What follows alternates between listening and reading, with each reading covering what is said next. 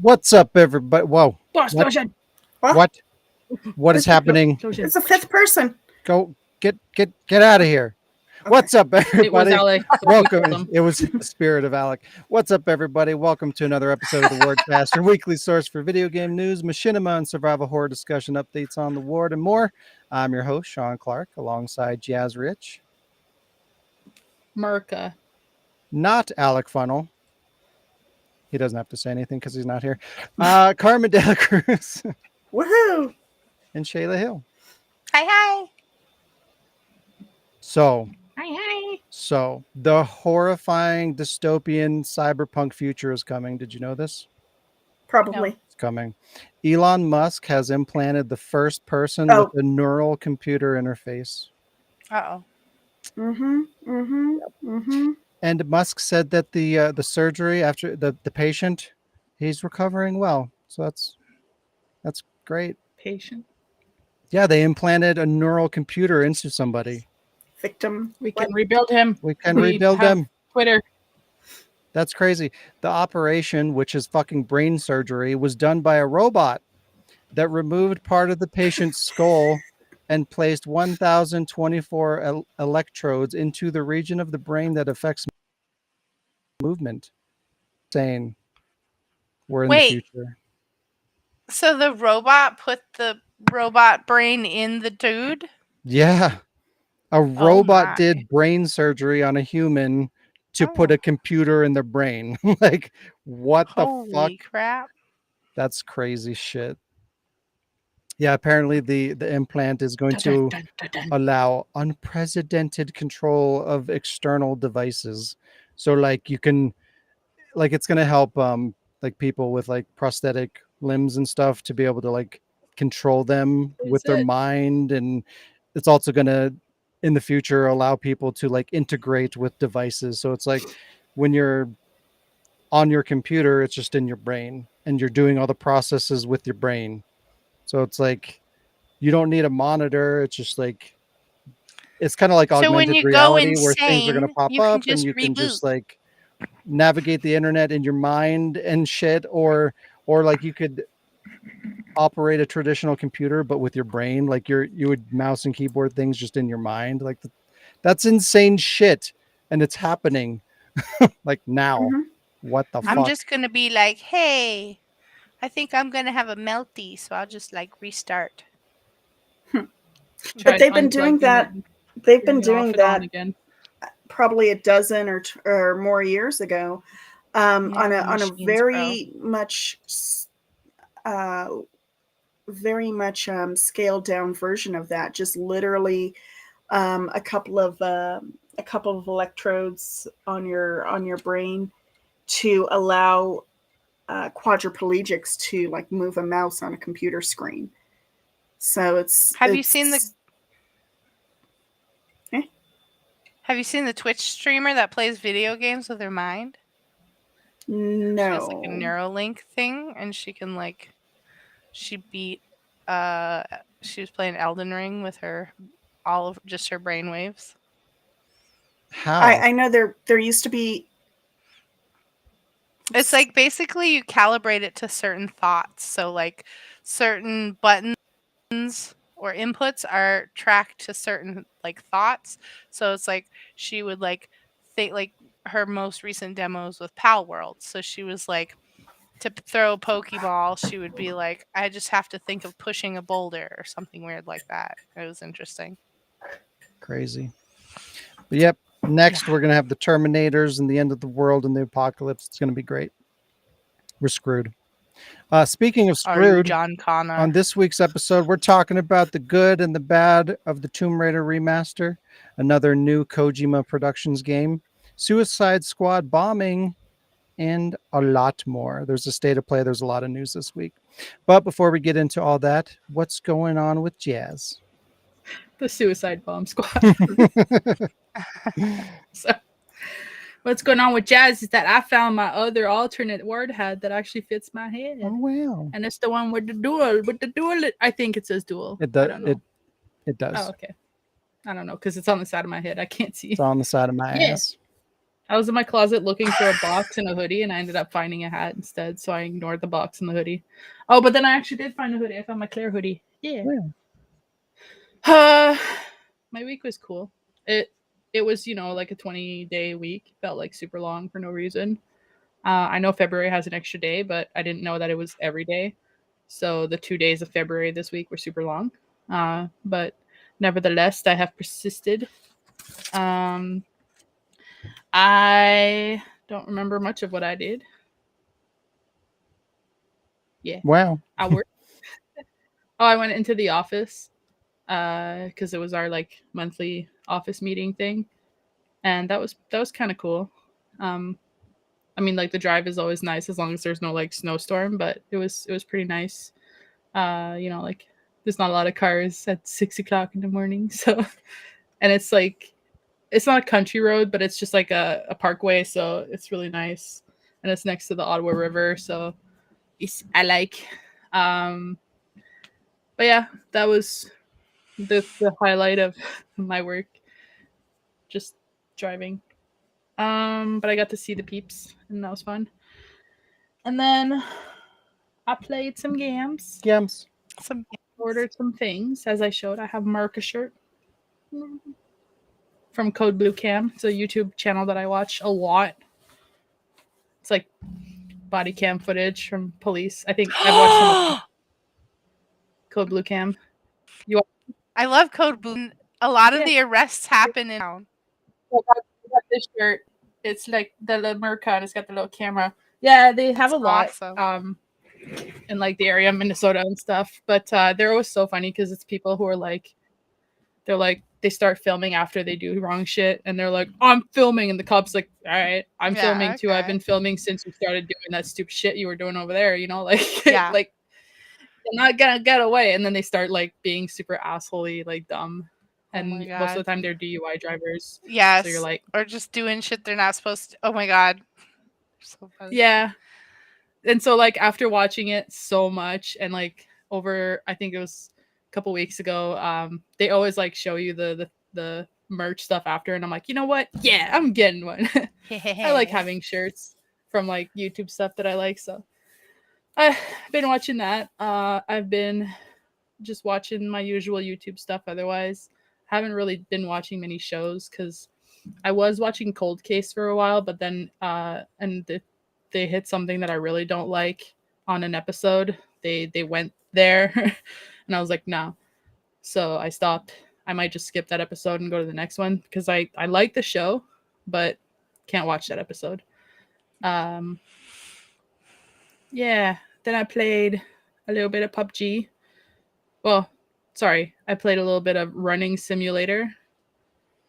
What it seems like. And Bullshit Simulator. Which are the same game. 2 for 1. Found out that Sean can do a strip dance. Listen. Yeah. Sorry, Leon can do a strip dance. Bow chicka bow wow. Accidentally lost my pants. Leona? But then got them back. But then Sean lost his pants. So that was an event, trying to get his pants back. This is all PUBG, by the way. Uh-huh. Yeah. We were lucky Alec wasn't there because if Sean didn't have pants on, Alec would have loved that. And then I played some new games. I played Baldur's Gate. but I played Baldur's Gate 1. Juan. I think I mentioned a while back that I got Baldur's Gate 1 and 2 remastered collection on the Switch because it was on sale. Shayla's sleeping. Mm-mm. Your VTuber just gave you away. She's like, no, I'm just kidding. So I finally started playing the first one, and I really enjoy it. It like the style that you're walking around. It kind of like makes me think of Diablo, so it's pretty cool. And everybody's trying to kill me, and I created my first the first D&D character that I got to play as like in actual D&D. I created that character in Baldur's Gate, and it's just like I can see where our DM had taken a lot of ideas because I'm seeing like all these characters that he like all these NPCs he had. I'm like they're in my party right now, and I'm like, oh my god, this guy, oh my god, this guy, and like it's entertaining. Like there's this crazy guy who just keeps saying random shit, and I'm like, oh, I remember him from the campaign. He used to say random shit too, and he was crazy. I remember going into his head and I was dancing because I got charmed or whatever. So like it was really fun. So I'm enjoying that, and that's fun. And it's like obviously when your Baldur's Gate 3 comes, like 1 and 2 are gonna go to the side for a bit. But the fact that it's on the Switch means like when I start going to the cottage, I'll be able to like play it like at night or whatever when people are sleeping. I don't have to like have the TV on and stuff. So that's interesting. Yeah. And I also tried to play Returnal. Not tried. I played Returnal. I was gonna say what? I tried Returnal is what I meant to say.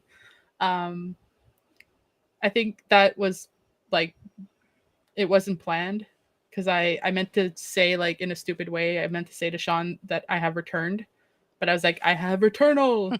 And he was like, you got Returnal the game? And I was like, no, but I could because it's like one of the included in the PlayStation subscription, like the PS Plus games or whatever. So I was like, all right. Disgusting. So whatever, I got to play Returnal for free, ass. Yeah, you drink your Capcom game. Listen. Idiot. Wow. So it's pretty cool. It's neat. Very green, but it's neat. Very green. I thought it was very black or like just dark. It's very green. I don't know. It could be black. I don't know. I don't know colors. Yeah. And then I have a Chantal. I bought a new game. Well, I bought 2 new games, but the other one's digital, so it can get fucked. That's what I like to hear. That's better. Well, I bought 2 games that are digital, but one of them can get fucked, and the other one has not arrived yet because it's digital. But also it's because it's coming out in 2 weeks. So this is a remastered of a game that I had on the Wii way back when, and I don't even know if it was borrowed or rented or somebody else's or if I lost it. But anyways, I used to really like playing it. I don't know if you like this game. You can judge me if you want. I don't care. I enjoyed it. So I got it on the Switch.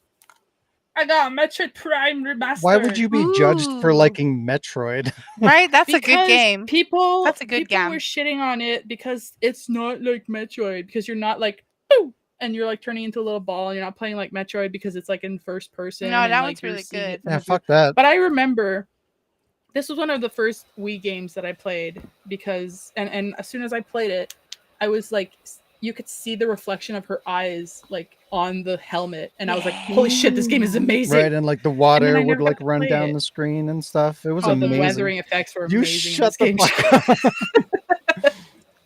But yeah, so I think this is one of the games that you said that they were limiting like the physical, like it was going away, so get it while you can. You were listing games that physical was going away at some point, and I think this was in the list. Yeah, I think it was. And yeah, I had a gift card for Amazon, and I didn't know what to get, and I had lost the gift card, and I recently found it, and so I was like, oh hey, this was on my Christmas list, and I guess they couldn't find it or whatever.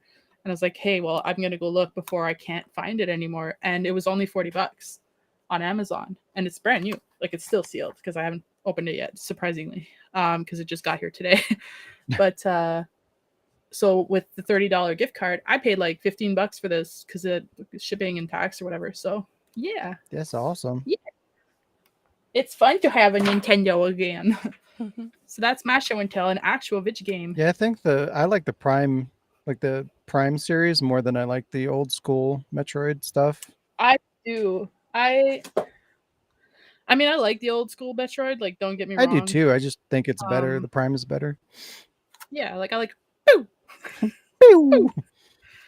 I like being a little ball. I like Metroid. She's really cool. I like that guy Metroid. He's really cool. He's really cool. Yeah. So yeah, and that was my week. And Shayla, Yes, how was your week? it's I good. rolled for Shayla.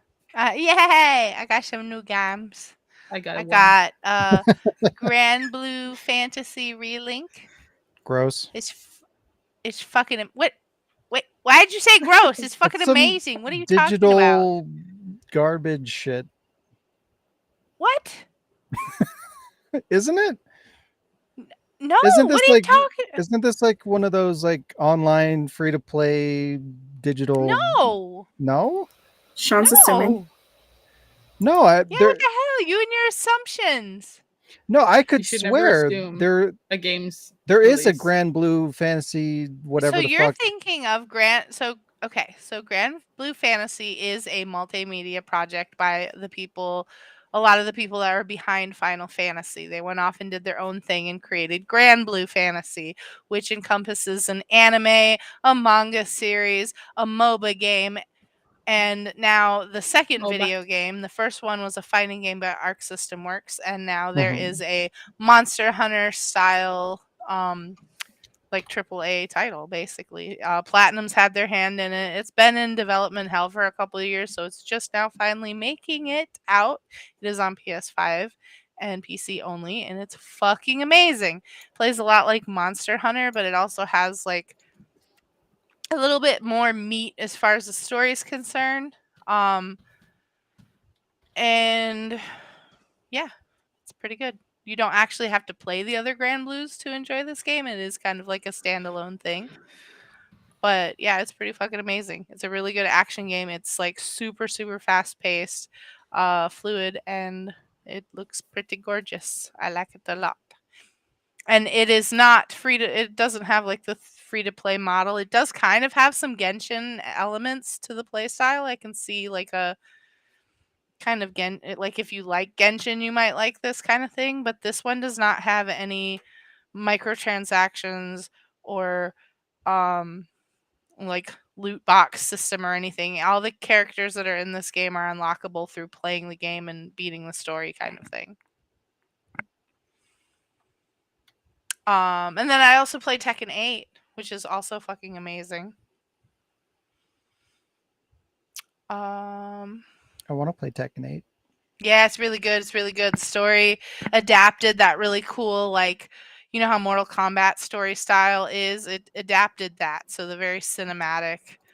And it's I do so if I'm sort of weird about easy mode sometimes, but in this particular case, I like that it has like on the fly, you can switch open and easy mode so that you can like do cool combos, or if you're stuck, you can kind of like hit a button and make it a little bit easier. Shit too?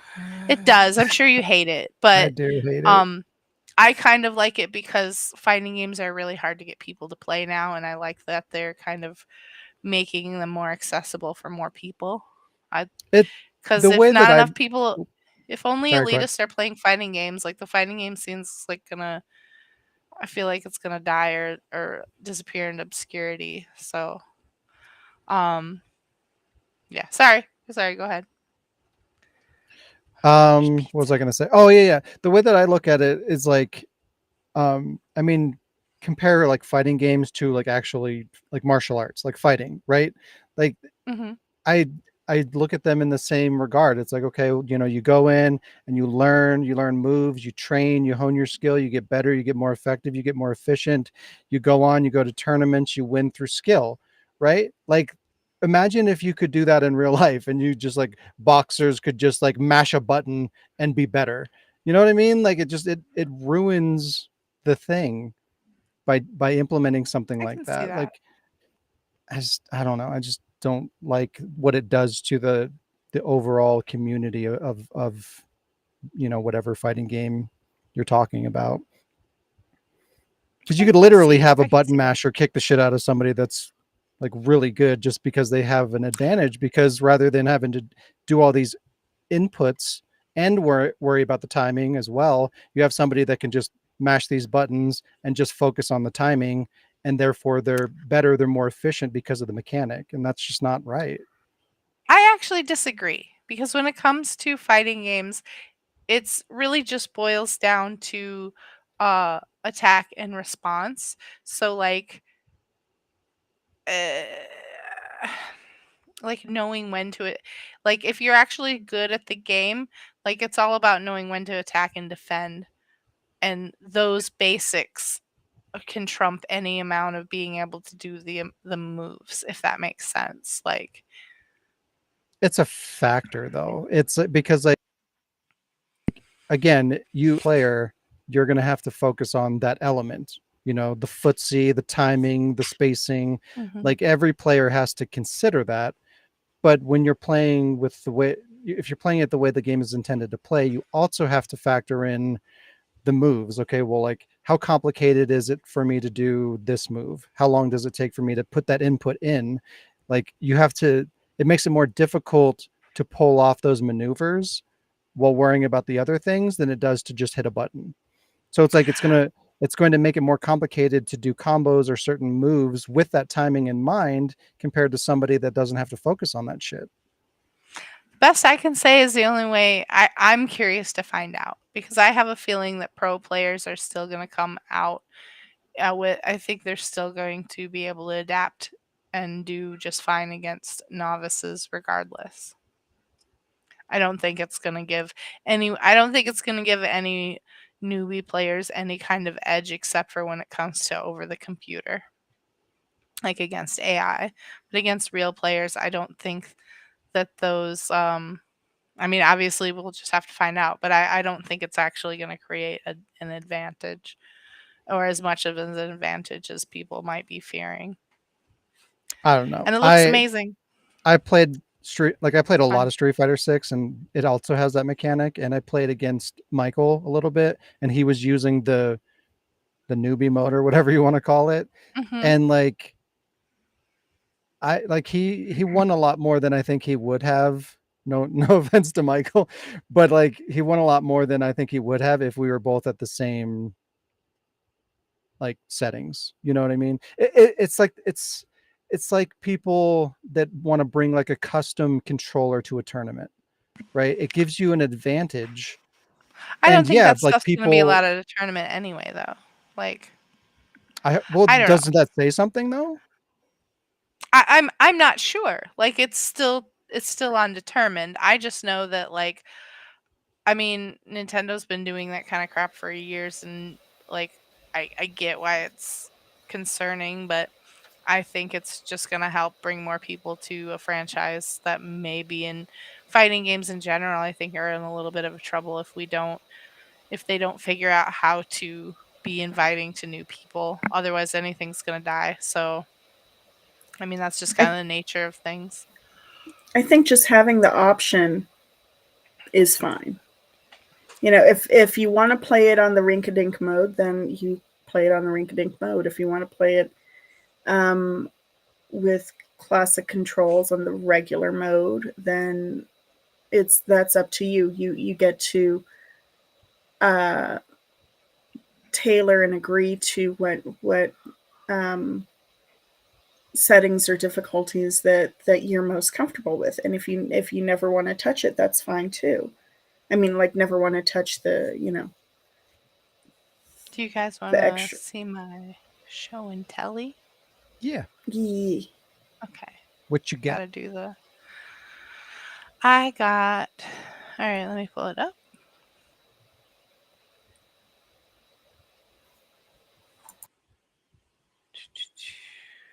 There we go.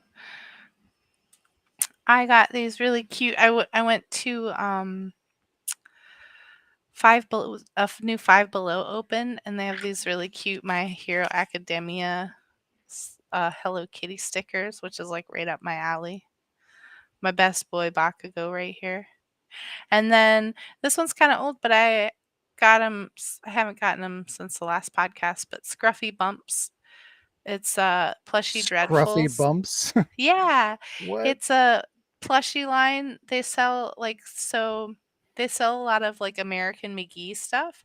Like really cool. Like I also have a limited or like a Alice print from Alice Madness Returns, and they sell a bunch of cool like kind of goth plushies. And this black cat one is one of the ones I got. They're super soft, and it came with a like really cool bag that looks like him too. That's cool. Yeah. I would show the Alice Madness Returns print, but I need to get it framed, so maybe another podcast. Yeah. So yeah, those are my show and tells. Cool. But for real, y'all should play Grand Blue. It's actually really good, and it's got like the co-op. The story's cool, but I'm excited to get into the co-op because it's very much like a Monster Hunter style where you get like with a team of 4 and like take down big enemies. It's fun. It's cool. That's cool. Yeah, it's way different than I thought it was. Yeah, you should check it out. I get triggered, all right? I see these fucking advertisements for these games, and I'm just like, stop! Stop it! So, it's good to hear that that's not Yeah. that. Yeah. Yeah, a lot of people behind it have been in the industry for a really long time, so I'm sure they kind of know their audience. With it being on like it's definitely aimed more towards like the JRPG audience, but it also has like obviously it has like kind of Monster Hunter MMO.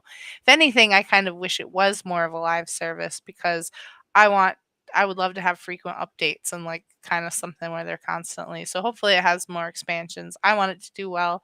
I see it seems like there's like 0 advertisements for it or much even press for it. I see So advertisements on YouTube constantly for that thing. good. I want people That's to how I play it. even knew about it. Apparently they didn't work enough because you thought it was some gotcha game. Yeah, so, apparently you know. the advertising is not well done, but it is there. Yeah. I didn't say it was good. I just said it existed. Yeah.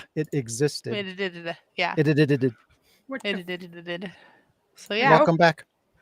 Welcome back, Jazz. Oops, fuck. I also did get some new cool animations and stingers for my stream, but hopefully you guys will join that when we do Lethal Company afterwards. Oh, hey, my camera's and I'm excited about playing Lethal Company. That's kind of new too. Yeah, as soon as Sean told me you were playing that, I was like, oh, I watched these YouTubers awesome. play it, and it looks so stupid, but like fun stupid. It's gonna be great. Yeah. Yeah. Speaking of great, hey Carmen, have you told us how great your week is? Holy shit, Shayla was still talking this whole time. Yeah. We got into an argument about Tekken. I didn't miss much then. Fighting games. I got excited about Tekken and everybody dashed. Everybody crapped all over both of the games I was excited about. Oh, sorry, my connection's crapping out again.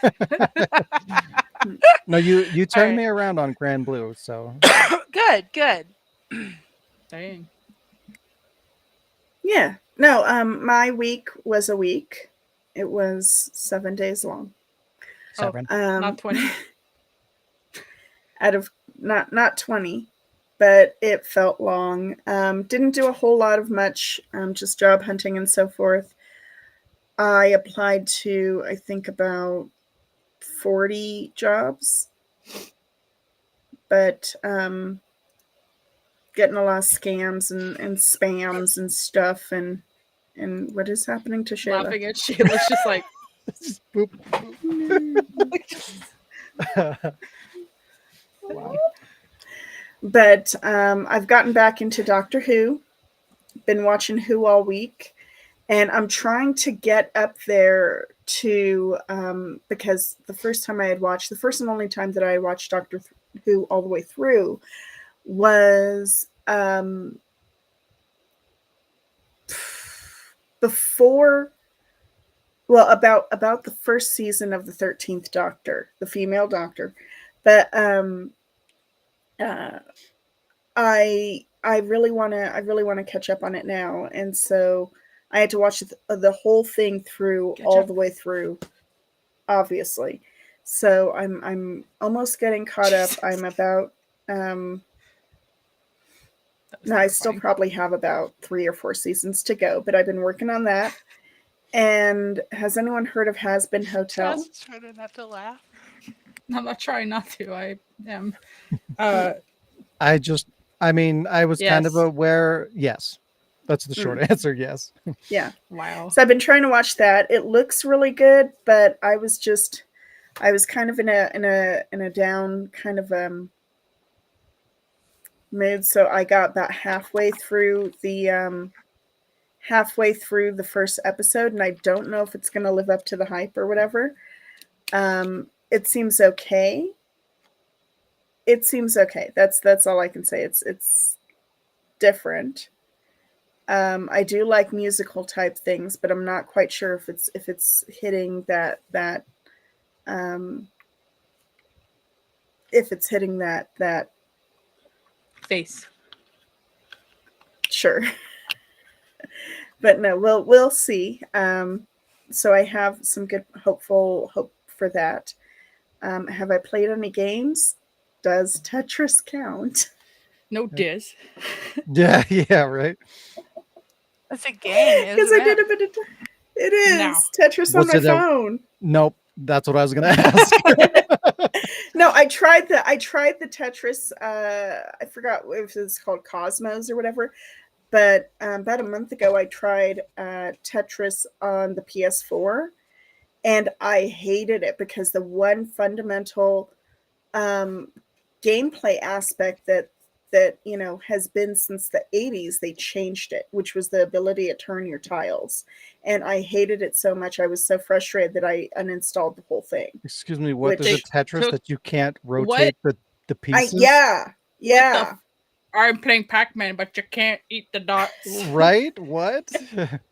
Yeah, no, it's terrible. I mean, like, try it, but you're not going to be happy. That's No. weird. It's not I feel Tetris. like- If you can't flip the tiles, then it's just blocks. How? Yeah, and it's how do you even frustrating. play that? It doesn't even make sense. don't. Shittily, terribly. Like, it's literally not fun because I had gone through, and this is a month ago, but I had gone through all the settings and like reread the instructions and so forth. I thought I was missing something. I thought that I was not knowing how to play a game, that I was being dumb or something. But no, that is literally the new gameplay aspect, and it doesn't feel like they did anything to replace that. Like, it was total shit, so I didn't like it. But so now I play a little bit of Tetris on my phone when I'm stressed, because there have been studies that if you play Tetris after a traumatic event, it actually like helps your brain somehow. So I do that. Oh gosh, shut up. Jack is here. Jack says hi. But I've Oh, no, I literally keep only green done screening? that. Yeah, you Just do. just a little bit. I Just a didn't bit. notice. But I so don't my know if I week has believe been you. I'm just kidding. my week has been long and slow and kind of poo, and I chipped a tooth, but you can't see it because it's on the inside. It's like Because it's chipped away.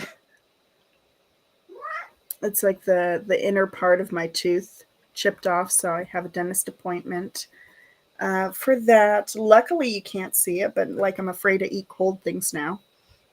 But I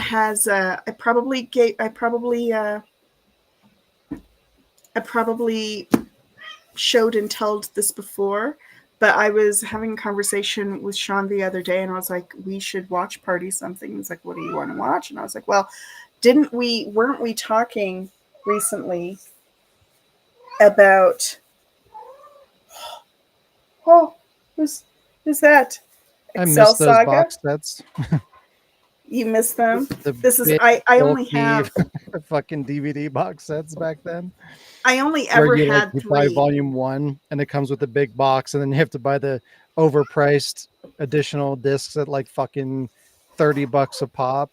That was Right. crazy. Right. To get a And I full had, season of a show, it cost you like $130. It was insane.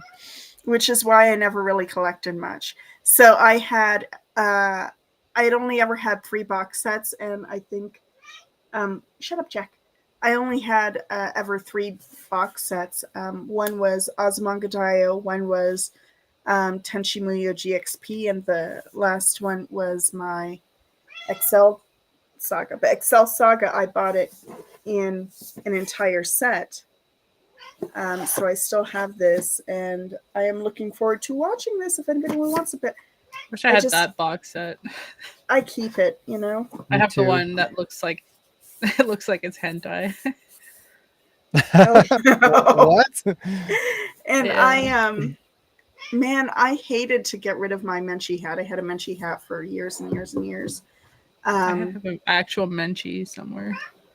Yeah, but I always wanted the Fridge. Menchie on the grill, and in retrospect, that would not have been too bad of a deal because it was an actual grill with like a Menchie on top for like $20 at the time, and that would have been really reasonable. But I never picked it up because I'm cheap. But if anybody, you know, if you don't do it, I will. If you don't watch Excel with me, I will watch it on my own because I have my Excel. But it would be hilarious because this is the first anime that made me practically want to cry, like cry laughing. Like this was just so out of pocket for the time that I had seen it. I was like, oh my god, I cannot, and I love it. I love it a lot. So that's why I still have it. Even though I'm not a collector per se, but This is a good show. Menchie. Minchi. Shut I'll go through my week real quick. But I watched a couple things. Wait, don't you wow me? Wow. Watched a couple things. I watched the Cube remake, and it was not very good. And I was excited for it because it was like a Japanese remake, so I was curious to kind of see their interpretation of a movie that I really liked. I loved the original Cube movie, and I was like, I don't know, it just sounded really cool to have like an like over the top kind of Alice in Borderland kind of. I don't know. I had this preconceived notion of what I was going to get out of that movie, and I didn't get it. So it's probably my fault for doing that, I guess. But I overhyped it in my mind a lot, and I was really disappointed by it. But it was. If you hadn't seen the original, I think it's probably maybe decent. But if you're a fan of the original, it's probably going to be really disappointing for you. I watched Naiad, which Jazz recommended to me. That was really good. I watched Poor Things. That's one of the worst movies I've seen in my entire life, and I've seen a lot of really bad movies. And I've seen Twilight. I have seen Twilight, and it is substantially worse than that. And like part of why I wanted to watch it is because it won like multiple, whatever the last award show was, Golden Globes or whatever, Oscar, I don't know what it was, but it won multiple awards, and I don't understand why. Everything about that movie was the worst. The music was even grating. Like, oh my god, it was too long. Wow, don't watch that movie. I watched some Comic Book Man, and I watched some X-Files. I played. No. I watched some, I played some things. I played lots and lots of Yakuza 0. Lots, too much. I'm probably at like 70% through the platinum, maybe a little bit more. I got to do a second playthrough on legendary difficulty, which is going to be a nightmare. And remember when I complained about Kiwami being really difficult? Like, to get the platinum, it's literally at least twice as difficult. There's literally double the content because you have 2 characters, and every character essentially goes through all the shit that you had to do in Kiwami. So yeah, and there's a bunch of dumb shit in there. Like there's a like a vendor that you go to, and you send out like scavengers or whatever to like randomly get you materials to make weapons, and it's all RNG. So like you have to throw money at this vendor. They take like 5 or 10 minutes to go on a search, and they may or may not get the material that you need to craft a weapon. And you have to craft like something in the neighborhood of like 180 different items, all needing these different materials. It's fucking terrible. I don't know why the hell they put that in there. It almost That sounds ruined. Yeah, it almost ruined my ability to get the platinum. I almost gave up on it. But I decided I was already 100 hours in at the time when I started to go into this. So I'm like, I don't want to throw away that time. I'm just gonna fucking deal with it and try to get through it. And I'm almost done. So Yakuza 0 is one of the worst platinums I've ever gone for. But yeah, I'm working on that and played PUBG with Jazz. We did all the things that you mentioned, so I don't have to go over that again, which is good. Yelled, cried, Yeah, cried, laughed, rage quit, all blamed it on the good stuff. Rondo. It was Rondo. Fuck. Yeah, that's kind of my week. Worked on a couple of things, but nothing really to go into. And yeah, show and tell. We were talking about this, so I got Tekken. So I'm gonna play it and Yes. see if I like it. Tekken. And it's crossplay, I believe. We'll put it to the test. You use your stupid baby controls, and I'll fight you Yeah. with the real shit. I don't always use baby controls. I can actually play. Remember who got second place, only second to you in the Soul Calibur tournament? What? Oh yeah. Oh yeah. Remember who was Listen. afraid of a character in Soul Calibur when I made a gas can? Yeah, because you made Whoa. Slender Man. Yeah. I knew And she wouldn't come near me. I got this. It's the Contra Oh, yeah. Collection Collector's Edition from Limited Run. I ordered it like a year ago, and it finally Awesome. showed up. But that's how it goes with limited run stuff.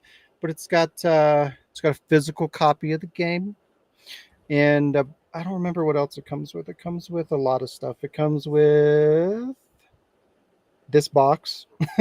It comes with the soundtrack on a CD, a physical CD.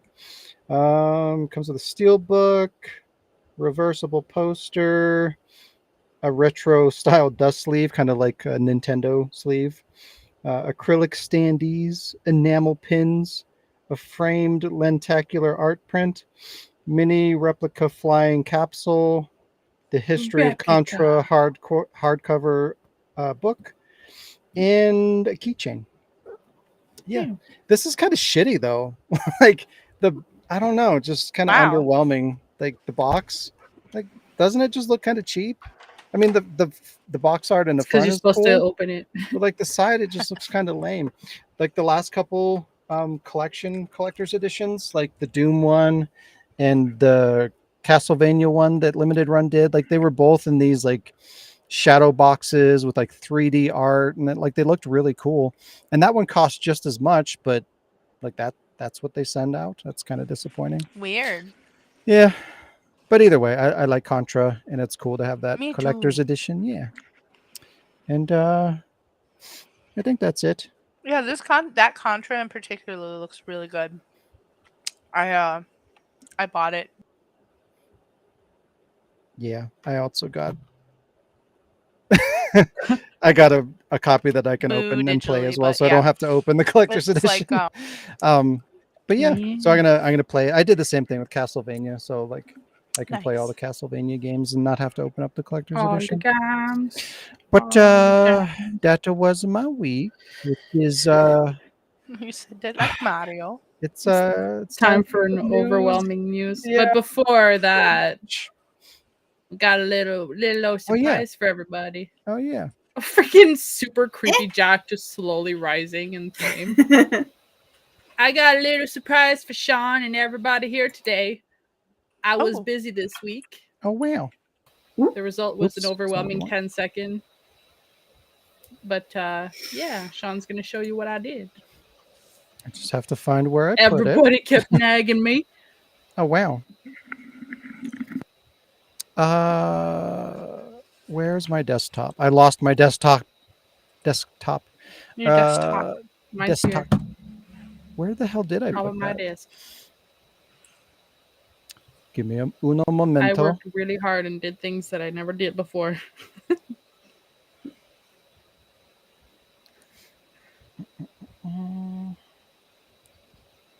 I don't know where I put it. I lost it. I'm sorry. When you did that just now, Carmen, I imagine like that doot doot doot doot doot doot doot. This is an idea, by the way, that came to me. Like I woke up one morning and went, "Yes." Like Yes. this video that you're gonna see. I woke up and went yes. Yeah, I woke up and chose violence. Hey, that's too. the only thing to choose. yeah. I went to sleep thinking violence. I live my life that way. Okay, I found it. But you're ready to do the news. What do you mean? Yeah. I just don't want to delay. Like, okay. Oh no, we're good. Okay. Are Is you it the ready? news? No, it's not time for the news just yet. We're gonna watch Jazz's little thingamabob, I want to see a thingamabob. and here it is. Do you have anything else to say? Or are you good? You ready? I'm ready. Ju- Bob. Bob. Oh, okay, here we go.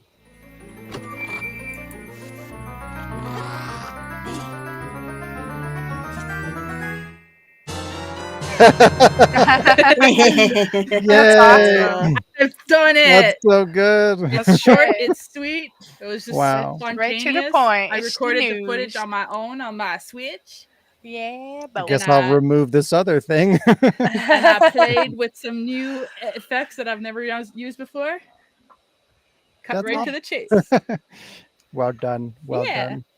And I didn't even tell Sean what it was. Yeah, I had no idea. That didn't even Nope. cross my mind that it would be like a new intro thing Yeah. for the news. Alec missed out. I thought Well, it. I suspected.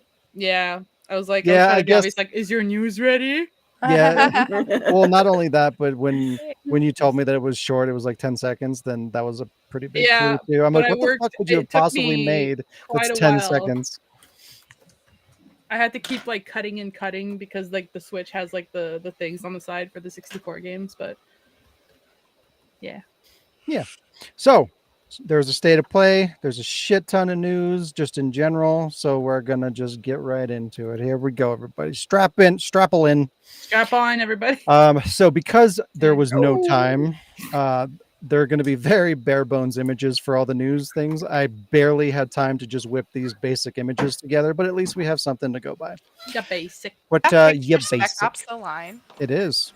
That's awesome. I bet you Blood. didn't think you were going to hear about that in 2024. Right? What the fuck? How The random. blood is mine. And the news is bad.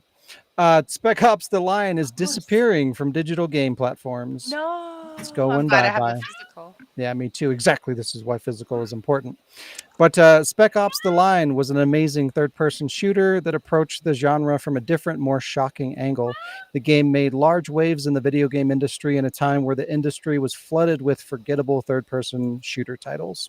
Unfortunately, the game will be pulled from all digital retailers because of some sort of licensing issue, I guess. I think it was due to a licensed track music in the game. That's typically the case. Is just there's like one little That thing. Bjork song. Goddamn Bjork. Yeah, there's typically like one piece of music or one asset that's in the game that they had to pay a license for, and it expires, so they have to pull the whole game. 2K Games made the obligatory, this game will still be downloadable and playable for those who purchased it, and blah, blah, blah, blah, blah. However, the PS3 and Xbox 360 ecosystem, both of them have been on the chopping block for a little while now. They almost shut down both platforms recently. So it's likely that those are going to be shut down sooner rather than later. So even though that is accurate, yes, if you bought it, you can re-download it and you can play it. But as soon as those ecosystems go down, this game will disappear into obscurity unless, like Shayla said, you do have the physical version. And if you don't, I highly recommend getting it because it's a really good game, and it'd be a shame for it to just kind of disappear and for people not to be able to experience it because it is really cool. But yeah, it's just sad. Another game that's going to be lost to time. And I think I don't think it sold particularly well, so I don't know how many physical copies got produced. So it might end up being pretty rare. So again, if you do want to get it, now would probably be a good time to do so before they get gobbled up and Gobble. the prices skyrocket through the roof, because it's probably going to happen. But yeah, just sad to see that stuff happen. But we will continue to see it happen forever. Forever. A new Deus Ex game was canceled before it even got announced. Nice. So that's awesome. Makes me sad because I'm a big Deus Ex fan, and this means that we're not going to see a new one for a long time. Embracer Group, who owns Deus Ex developer IDOS, have joined the layoff club and have let go of 97 employees as the company continues to make adjustments based on the market, projects, and priority changes. As a result of this, Embracer has previously shut down some pretty noteworthy studios that they have acquired, such as Free Radical and Volition. Poor Volition. Saints Row killed them. But yeah, it looks like IDOS Saints Row. now. Yep, it looks like IDOS is now being impacted. Apparently, IDOS was working on the third installment in the Deus Ex franchise, set to go into production later this year. Instead, they have made the decision to cancel this project and focus on a new original IP, which is very surprising to hear because normally it's the other way around. Usually, they're working on a new IP that, like, making a new IP is risky, so they're more likely to cancel that and focus on the sure thing. But I feel like in this instance, Deus Ex has been kind of murky. Like it's been like it the last couple titles have sold like decent, but they're not like big IPs that are guaranteed to rake in the money. So I feel like that's probably why they decided to just cancel it and focus on something new. But it just makes me sad. I wish they would have done the opposite and brought the Deus Ex game and scrapped whatever the new IP is, because it's probably going to be garbage anyway. Let's be real. For real. What? It's probably trash. That's for real. It's probably garbage. Yeah. Exactly. Garbage. We will never know. Lee's right. I never asked for this. It's a quote from the game. But the Witcher remake might be a victim of the modern video game industry. Fool's Theory, the developers working on the remake in place of CD Projekt Red, have stated that they are not afraid to make changes to the original that may be considered outdated. CEO Jacob Rakaz said, quote, "First and foremost, we need an honest, down-to-earth analysis of which parts are simply bad, outdated, and need to be remade, while highlighting the parts that are great, should be retained, and are direct key pillars that can't be discarded." So it's not really clear on whether this relates to gameplay, story, or both. But in the modern era, we all know that this game's going to be neutered. You know, the Witcher games have always been like, they've had risque material and lots of nudity and probably what would be considered today to be sexism and all the things that, you know, we have to get rid of. So I'm not saying that sexism is good. That kind of came out wrong, but it's just like even if it does have blatant sexism, like we talked about before, it's like it's okay to maintain the spirit of the original for better or worse, so that we can keep it and analyze it and learn from it. And you know, there's no reason to abolish and eliminate anything that's potentially offensive to people. Like, it has a place, it serves a purpose that helps us, even if it's something negative, to grow and learn from it. But I just wonder how they're going to be able to approach that with the Witcher series without completely like changing a lot of key elements within the franchise. So I don't know. I just feel like this remake is just not gonna pan out very well. But I hope I'm wrong, because like the first Witcher is the only one that I haven't played. Like, I played 2 and I played 3, and I love both of them. So I was really excited to get like a modern version of the original to finally play. But at this point, I don't even know if it's going to be worthwhile, because like, is it really going to be a good representation of the original, or is it going to be some completely reimagined, like soulless, I don't know, substitute? I don't know. I hope that it's true to the original, but we'll see. At the same time, like, I kind of get where it's like it's just new enough where the original's still playable. So like maybe it's not a bad idea to update it. That the original is still playable like now? Yeah, like it's not like it's Super Mario Brothers 3 looking. You know? Oh, you mean visually? Yeah. Yeah, but in terms of gameplay, I've heard it's like really awful. It's rough. Yeah, it's basically like a point and click kind of I'll thing. be Like the judge of that. Because it has real honestly, time. Oh, go ahead. oh, sorry. Go ahead. No, you're fine. My bad. Like it has like kind of real time combat, but it's all like you just kind of, I guess, kind of maybe like Baldur's Gate. Like you see your character moving around like real time fighting other characters, but you're just kind of clicking and issuing commands. Is that kind of what Baldur's Gate is like, Jazz?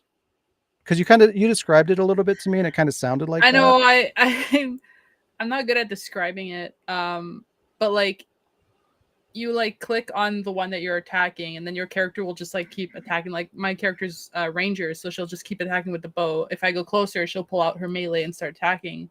But like if you want, like you have to hit a different thing to select. Like use your this weapon, use spells. Like you have to select in your toolbar what you want to use, and then they'll do it. But everyone's doing it all at once, and you can switch. Like you have all your characters in the party, and you can like use your bumpers to switch which character you want. So it's not really like you have to keep clicking. I'm just like I do that. Like if it was a clicking like example like League of Legends, you click once and your character will keep doing it. But I'm like click, like I get into it, and I'm like, if Diz was still here, like she could attest that when you hear me play League of Legends, you just hear like like I'm so intense with it. I'm like, I'm dying. I could also just see in the sense that like there's probably people who are just interested in the story. They're gonna want it to play like Witcher 3. So Right. like I could see them updating in that way. Like just Well, like for yeah, example, that's like almost kind of like how Twin Snakes was for Metal Gear, where it's like Twin Snakes plays like Metal Gear 2, and that was like the most current one at the time. So like I don't know. I welcome something different.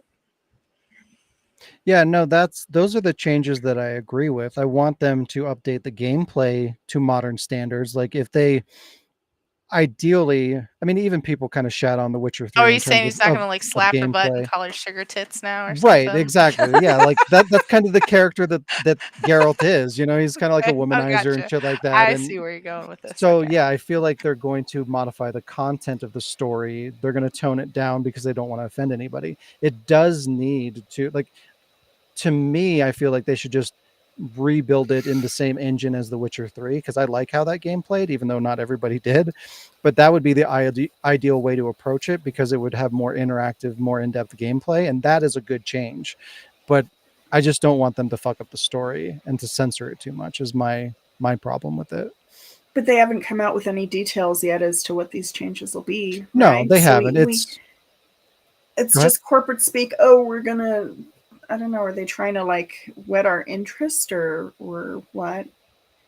It, Because the way it comes across to me is like pandering, like, hey everybody, we're gonna make it for a modern audience.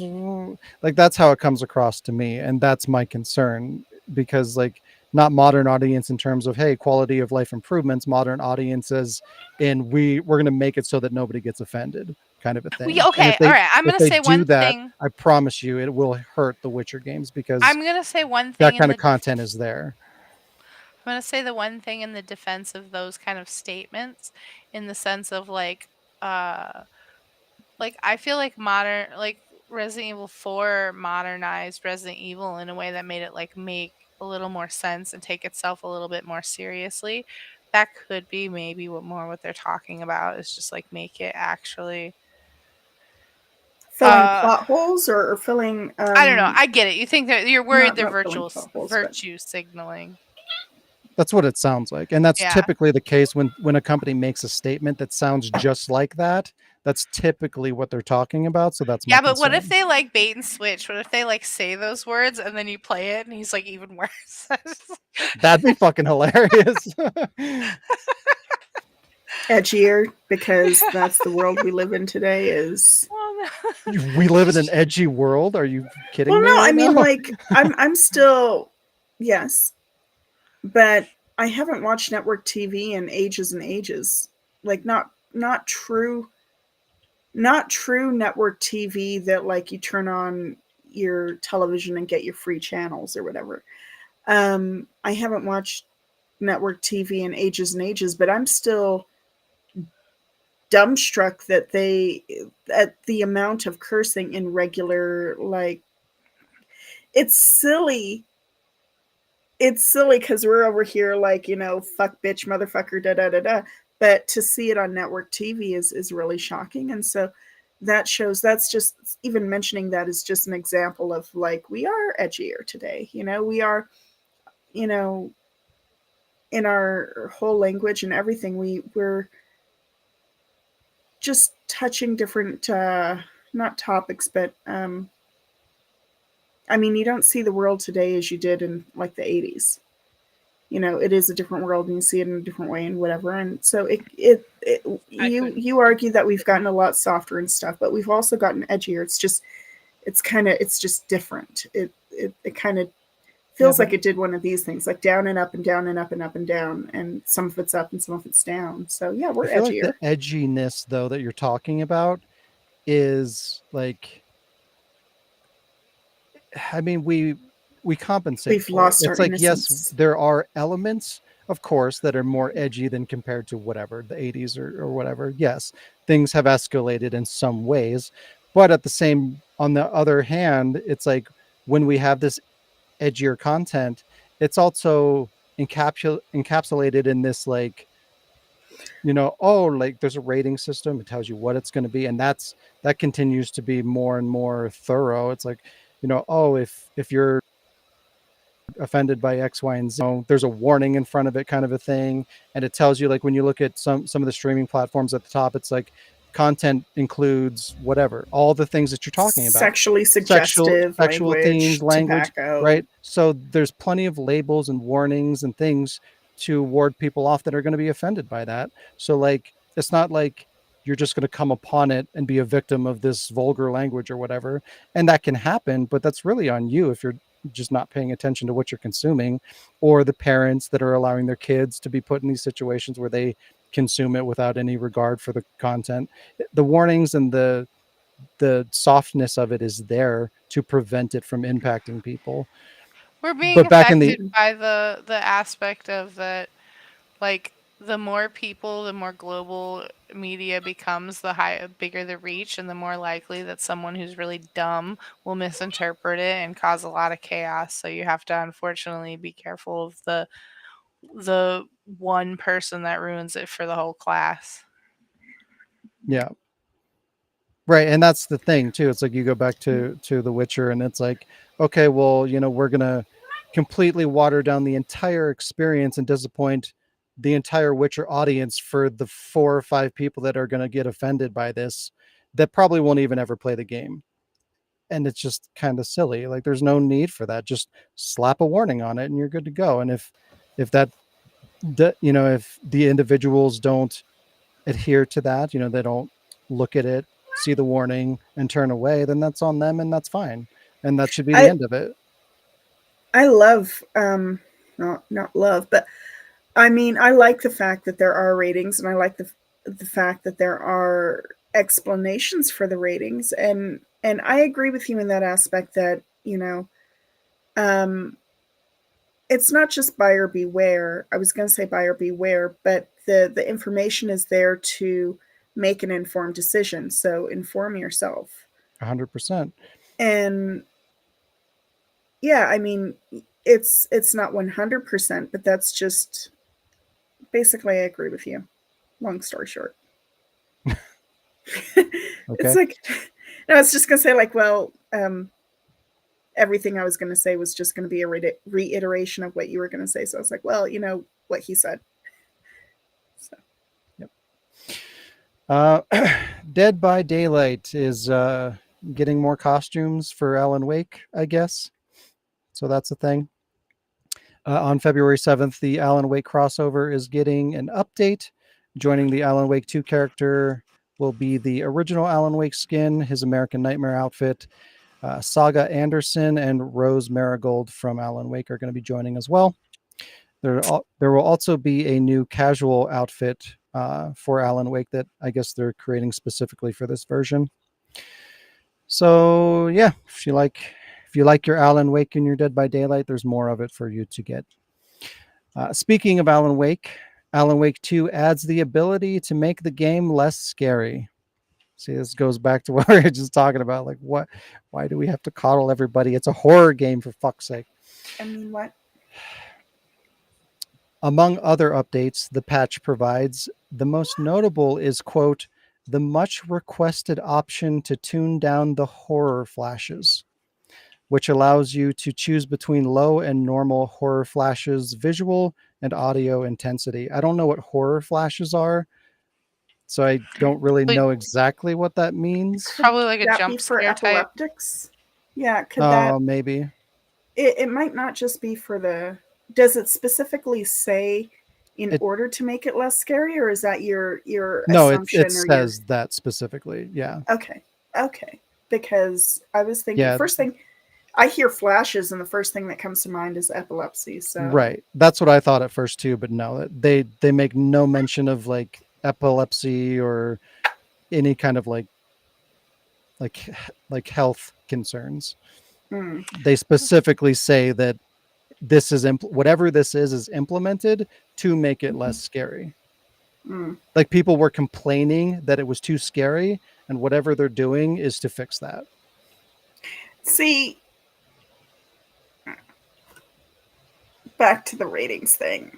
Right. That exactly. That is problematic. Why the hell? And they listened and they gave into that and they implemented a less scary mode. And like this is what I'm talking about. Like that can't be the majority of Alan Wake 2 players that bitched about that. It's a small minority, but we cater to them. Like it's okay for people to get scared. And if that's not okay with you, then don't play it. It is a horror game. The whole idea of this game is to scare you. So And for scary's you to say, "Oh, it's too scary," and then for them to be like, "Oh, okay, we'll fix it." That makes no sense. That's the whole point. That is the entire I mean, they could point fix it of with a this whole thing. nother game, you know. But you're not fixing If they anything. You're want, making like- something different for a different audience. Don't fix the thing. Don't remove the content that makes the thing what it is to appeal to people that don't like that kind of content. Why would you do that? It is a setting, though, right? So it's not going to bork the whole dang thing, right? It is a setting, but So- why should the developers have to spend time, energy, and resources creating something that makes no sense? Hmm. Just to coddle people, which is problematic. Like that's damaging to society to coddle people that can't stomach stuff like this. Like the If world, it's an option, the then I entire really world don't isn't care. going to bend to accommodate you as an individual. So the more that we say that it's going to, when it's not, the more problems we're going to create for people that are sensitive.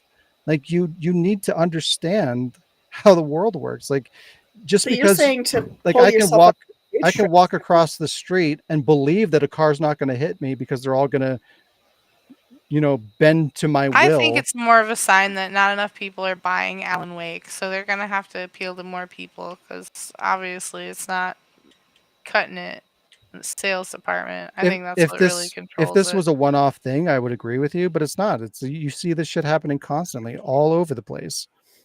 It's just the standard. If it's a setting, then I don't care. And it's not like I don't care, like, like, never mind, I don't care. It's like, it doesn't bother me in, like, if, and I've never touched Alan Wake, but, like, it wouldn't impact my experience if I wanted it to have all the jumps and all the things. It wouldn't impact my experience, and maybe I might mess with the setting just to see what it's about, but it's not taking anything away from my experience. Like, well, let's say where you're hardcore into this, it wouldn't affect your experience other than just another line item in the menu. Just, Well, no, there's it two. doesn't apply to you, so you don't touch it. So the end. No, there's two things. One, the first thing that I said was the bigger implication that this has on people. Like just not this one instance of, hey, they did this one thing in this one game and it's not a big deal.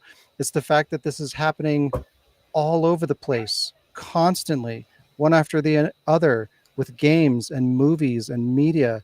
there's constant censorship and coddling, And and it's ham. damaging to people who are sensitive.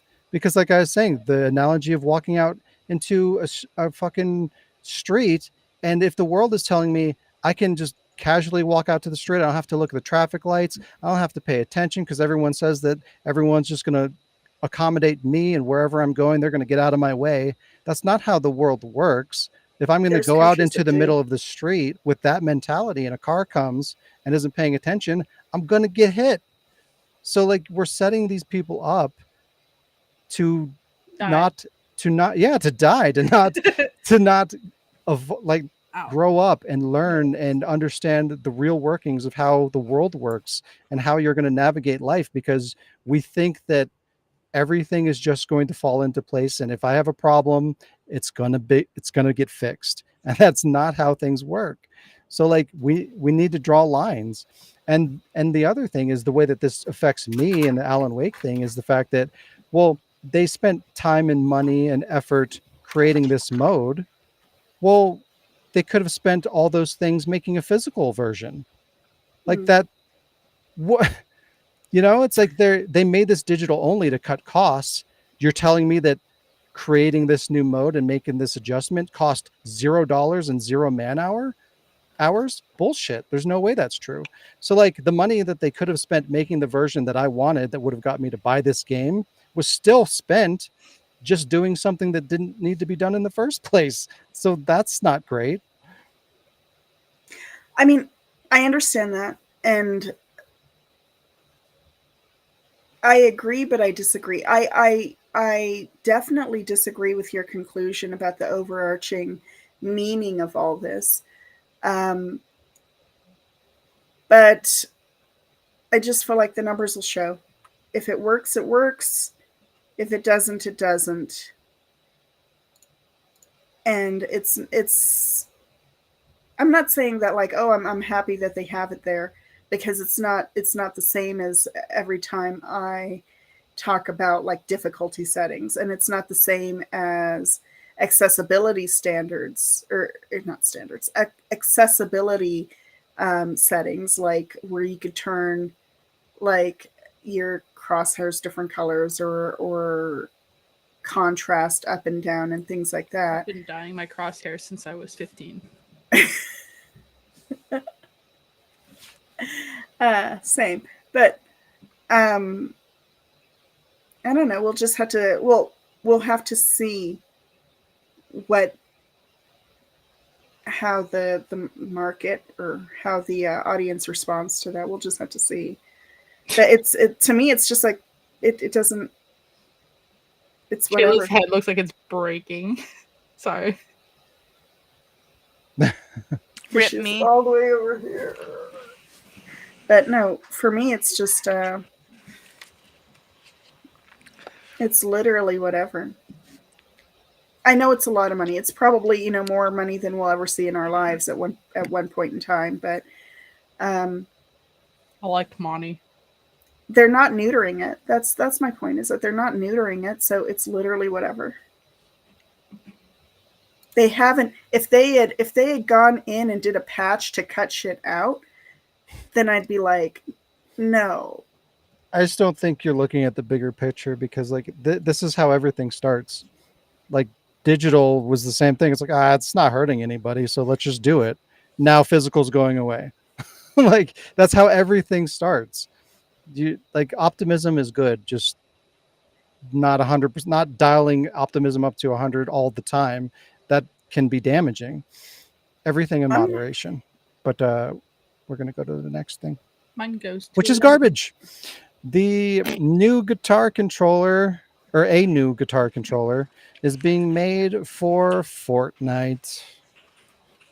Oh, I have a response to that. Did you see that Raiden was in Fortnite? Raiden and Snake. Everyone is in Fortnite. I have a response to that, John. Exactly. I defend it so much. I haven't played it in like probably 4 months. Oh, what is that? A Rock Band guitar? Jill from Resident Evil. is in Fortnite. Everyone is in Fortnite. I know. I think Don't Leon's in say there too. that. It's not true. I'm sorry. I'm sorry. Chris Is is this in for the there. concerts? It's Chris- it's an NPC. But anyway, Chris can be in there. I don't give a shit. he belongs there. He belongs in a The- museum.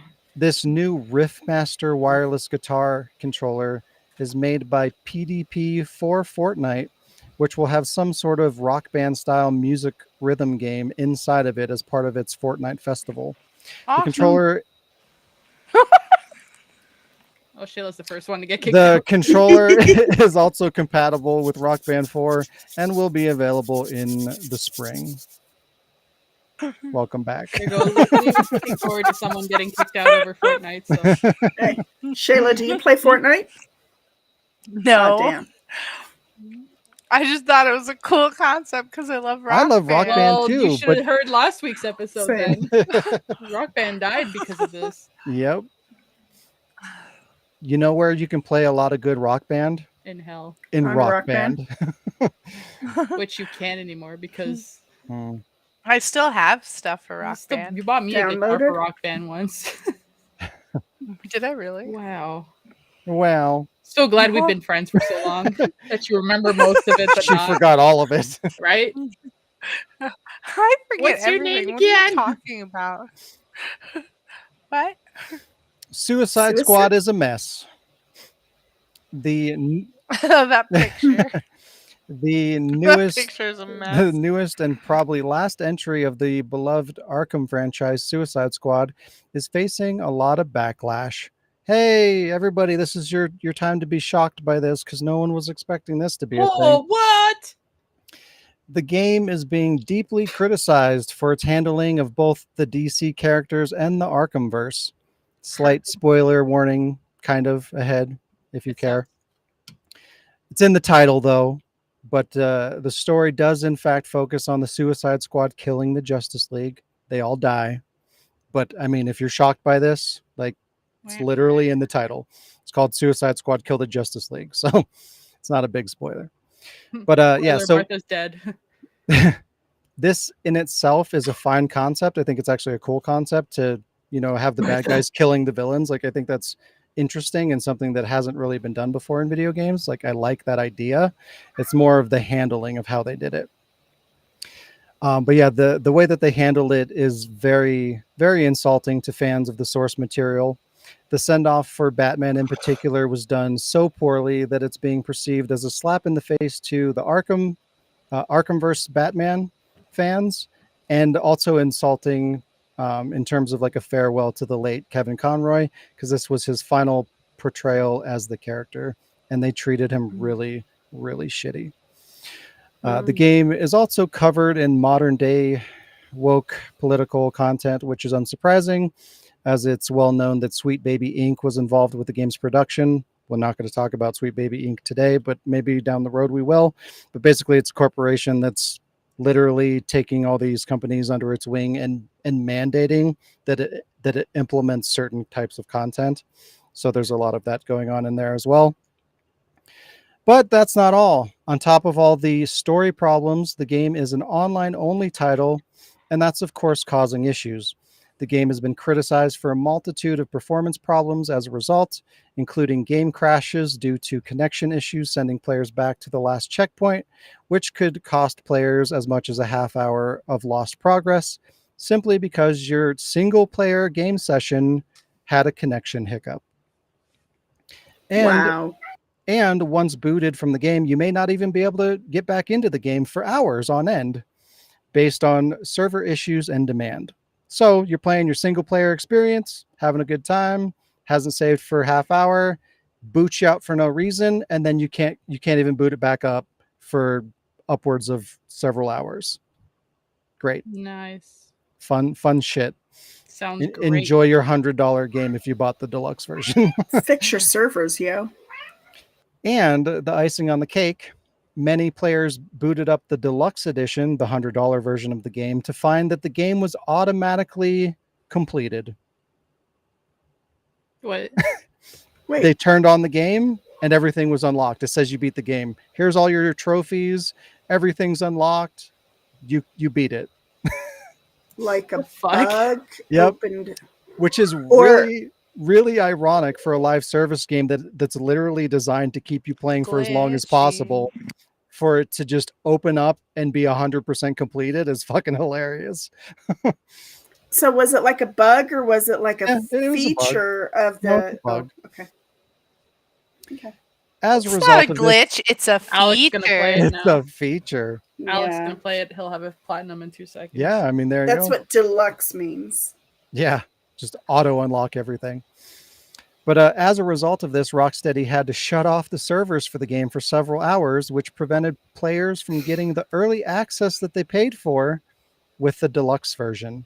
So one of the most in-demand features of the deluxe version, which is $30 more than the base game, was the fact that you got 3 days early access. So the people that spent the extra money to get that early access couldn't even play it Refunds all because around. they had to shut down the fucking servers. Well, it's early access to the platinum, not to the game. There you go. They should have marketed it like that, like spun it around. Sorry, we misworded it. Yeah, we didn't mean actually you get to play the game early. You just get to finish everything it unlocked. Yeah. Yeah. Wow. Yeah, there's also been several reports of servers periodically going down for hours at a time. So it's like maybe you can play the game that you just bought. Maybe you can. It all depends on how the servers are doing. Wow. This is why, what was it, SimCity?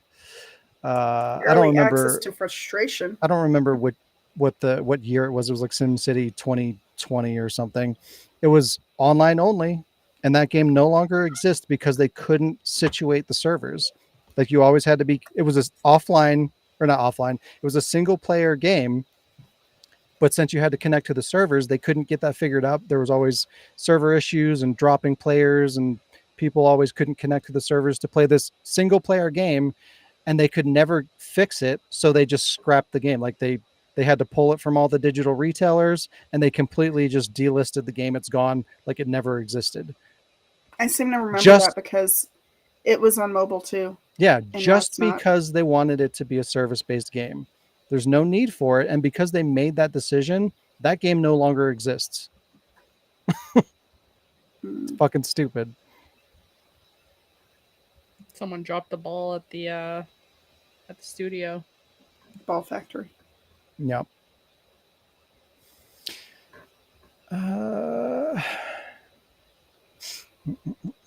Oh.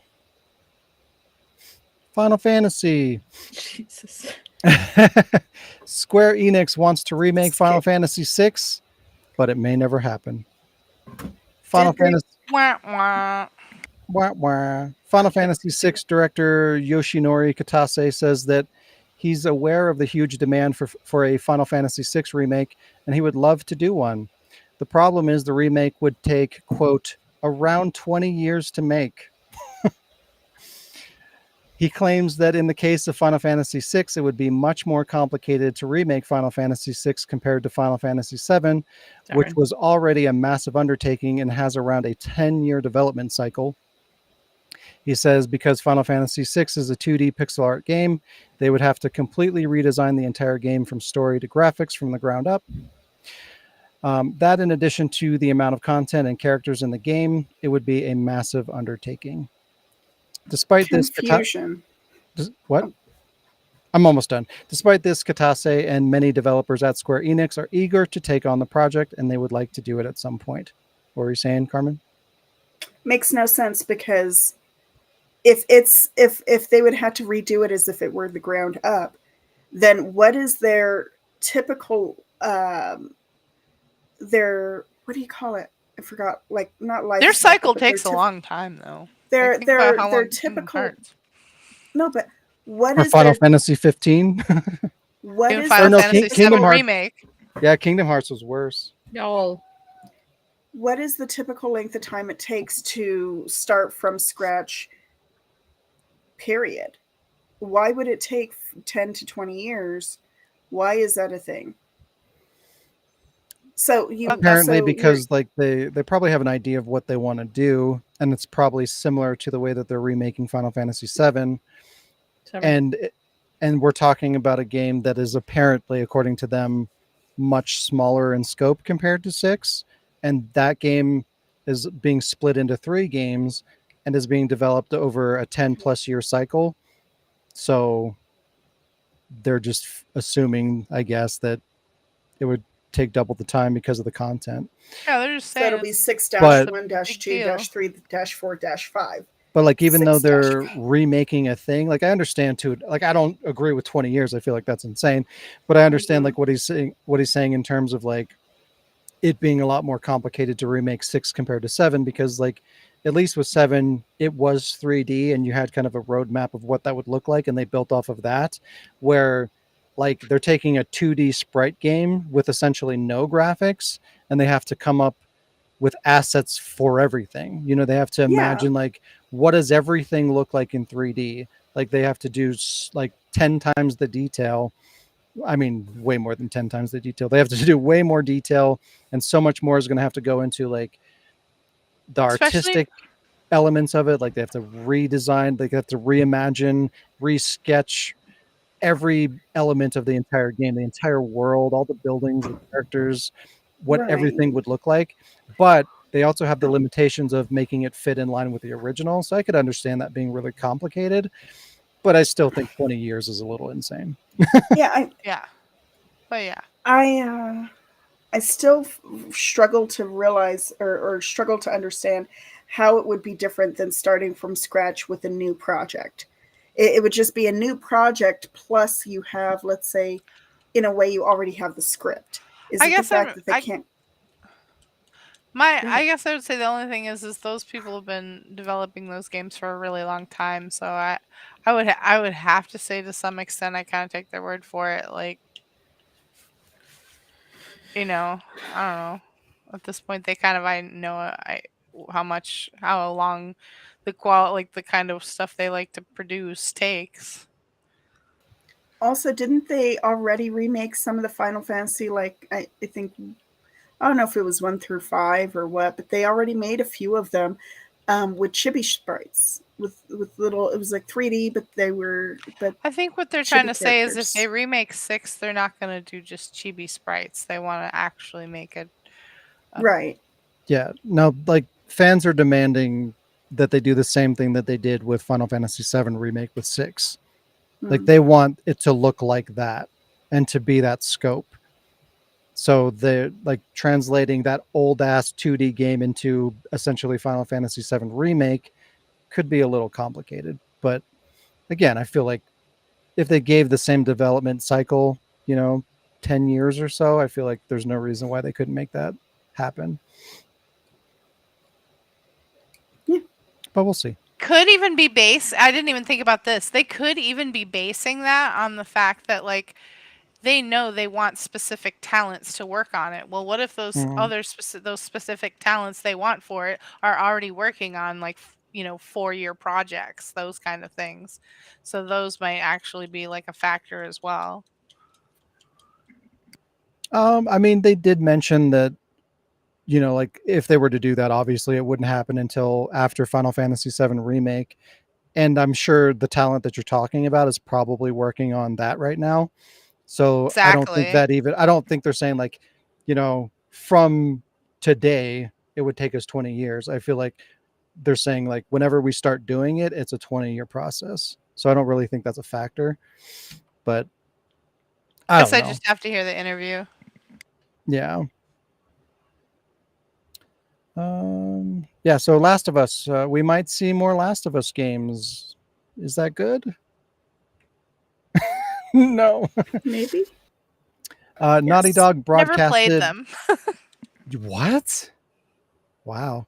Naughty Dog broadcasted a 2-hour making of documentary for The Last of Us Part 2. In the documentary, director Neil Druckmann says that he still has one last Last of Us story to tell. He says that at this point, it's just a concept he has, and he would like to tell the story at some point, but he doesn't know if that's going to be their next project or not. He also mentioned that he wanted to tell a Tommy story, I guess, that takes place sometime after The Last of Us Part 2, but it wouldn't be a very long story, not long enough to justify its own game, but he would like to tell the story in some form, whether it's comic, a game, or a show. He also said that despite wanting to work on these titles, they're not going to be a priority because they have the mentality of essentially like they work on what the team wants to work on. So like whether that's Last of Us or something new, they're going to make whatever the team wants to make. So if that's a Last of Us game, then that's what they're going to work on. If it's a new IP, that's what they're going to work on. So at this point, they're just kind of figuring out like what does the team want to do next, and they're going to go from there. So whether we see a Last of Us Part 3 soon or not is all based on what the team wants to do. So I feel like that's probably going to be based on sales, maybe. You know, this came out at a time where they just released The Last of Us Part 2 remake. So maybe if that sells well enough, maybe that's going to motivate the team to be like, yeah, we want to do a Last of Us game. But who knows? For me, I don't know if I really care. I like The Last of Us Part 2, but I don't know. Tommy doesn't need his own art. Tommy doesn't need his own story. And I can't imagine what they could possibly do with a third game that I'd be interested in it. So, And like, I don't know. it would be cool for them to put it in a comic, but at the same time, how about they do fucking part 2 of the comic they already fucking started? What about a prequel? How about that? They never finished the comic they put out? No, they put Wow. one issue and they never completed. They never made a second one. Here I am waiting for the second one, and that was like Ellie when she first gets to like the training military place in Boston, like way before like she first meets Riley. Wow, So- I didn't Another know that. I thought prequel? that was just like a one-shot comic. I'm pretty sure there's supposed to be more because like she first meets like Marlene and she first meets like they go in the mall the first time, like all the references from the games, like they're in that comic, and I'm pretty sure there's supposed to be more. And I kept going to the store and going to the comics section and looking for 2, and there's never one. And I'm like, okay, I guess there's not gonna be more. And then yeah, Wow, Diz. Diz, you should have stopped. You, Wow. yeah, what? Prequels are always a good time, I think, maybe. I'm not a big fan of DLC, but it sounds like that should just probably be the Tommy thing should just be DLC Yeah. or like a subplot in another game or something. I don't know. Well, if they were, they went through all the trouble of making a remake like the next day that they released the game, next they day. should have waited a bit longer and maybe added that as a Right? part of it. Remake plus Tommy DLC. Yeah. That would have made sense if they waited a couple, 5 years or something to do Last of Us Part 2 remastered, and then they added the Tommy DLC or whatever to it. That would have made sense. I like the concept of like games that do a prequel in like a comic book form. Like I like that. It's different, and it's like it's you're not like paying full price for a whole ass game or like a digital like you have like a physical thing that you can add to your like collection of games and stuff. But at the same time, like kind of like Life is Strange. I know it's derailing, but like Life is Strange, the comics, they're like after they left Arcadia Bay, like Max and Chloe, like it's their in between story of that, because there is like a little bit of a thing with the two of them, like a Easter egg of the two of them in Life is Strange 2. So it's like the in between story of like what they were up to and stuff between, and I kind of like that. Like it's cool. Yeah, I'm kind of mixed on it. Like I appreciate it kind of for the reason that you said, like it's nice to have like another like collectible thing, and I like I don't mind comics or anything like that, but for me it's just kind of unappealing to like if I want to play The Last of Us and I want to experience the whole story, and it's like, well, that means I've got to read this comic and go watch this show and play this you know what I mean? Like splitting it up into different mediums kind of interferes a little bit to me, but like I can also appreciate that, like experiencing it in different mediums as well. So I see both sides of it. Yeah, but I mean, for like the example, like what's in the comic, like what's before Left Behind, like because they did Life is Strange or Last of Us, and then they did Left Behind, which was the events leading up to Last of Us. Mhm. and then they're not going to do another DLC for like, oh, we want to give you like Ellie's kind of like events leading up to how she met Riley. Like, who's Riley? Where did this girl come from? Like, what? Like, because you start the game and literally Riley's just this girl who shows up and Ellie's pissed at her for leaving, like in the middle of the night, and you're like, okay, who is this girl? And you're like, oh, Yeah. okay, I remember because she talked about her in the main game, but still, like, where did this girl come from? So they're like, well, we're not going to do another DLC and another, like, so they gave you the comic as that. So it's kind of like, you know, they've already done Last of Us Part 2, Last of Us Part 2, the remake. So I feel like doing another freaking, oh, Last of Us Part 2, the remake, but now with Tommy. But now with Tommy, I want But them to also do it more and call it Tommy. that. Yeah, like, but also Tommy. And you're like, who gives a shit about Tommy? Like, well, not Yeah. like, what was Tommy up to after? I thought he got shot. Like, I don't remember. I was pretty sure Tommy was dead. I guess I didn't play the game properly. I was too mad yelling at Abby and Ellie. Stop fighting already. Stop it. Why are you guys so mad? She's looking Yeah. at me weird. I know your friends in real life. Well, It's also a knife. is it just me or does that look like Danny Trejo? It does. Who's Danny Trejo? Wait, is it that Machete Man? Yeah, Yes. it looks Yes. just like him. I Yes. wonder if it Machete. is. Anyway, Like a Dragon is doing infinitely well. I wonder if they have a lot of wealth. The 8th mainline title in the Yakuza franchise is its fastest selling to date, selling over 1 million units in its first week. To celebrate the occasion, Sega is providing a free in-game t-shirt set for download at a later date. That's exciting. But it's good to see that it's doing well. It's one of my favorite franchises, so it's cool that it continues to thrive. Good job, Sega. Not even a whole free outfit, just a free T-shirt. Well, at least it does say a t-shirt set, so maybe it's like a Oh. collection of t-shirts, maybe? Okay. I don't know. But yeah, it's good. Keep on Yakuza-ing. Yakuza. Got a Hey, I couple just more. really quickly Googled it, and there's a video from what's his name? It's not what's Danny his name? Trejo What's something. his name? Masayoshi Yokoyama, the director, executive producer. I hope so, Lee. What? The director of Ryu Ga whatever studio. Mm-hmm. Executive producer, and there's a video from him. Just Googled it really quickly. There's a video from him saying officially that Dwight, the character, is played by Danny Trejo. Oh, really? That's cool. Yeah, Yay. so That's it's awesome. official.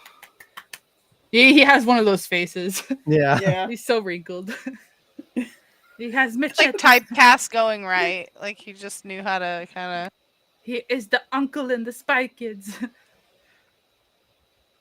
I don't I'm know gonna how I play the feel tough about that. guy because It's weird. You know, but they, It's you know, a- I like how a lot of his roles play on that. Mhm. I don't know. It's a weird like combination of things going on with Like a Dragon in Infinite Wealth or whatever. Infinite voice actors. Because like it's a Japanese Yakuza themed franchise that's like now it's in Hawaii and now it's got like an American actor or Mexican, Who's also but it's like I don't know, it's just this weird amalgamation of like themes.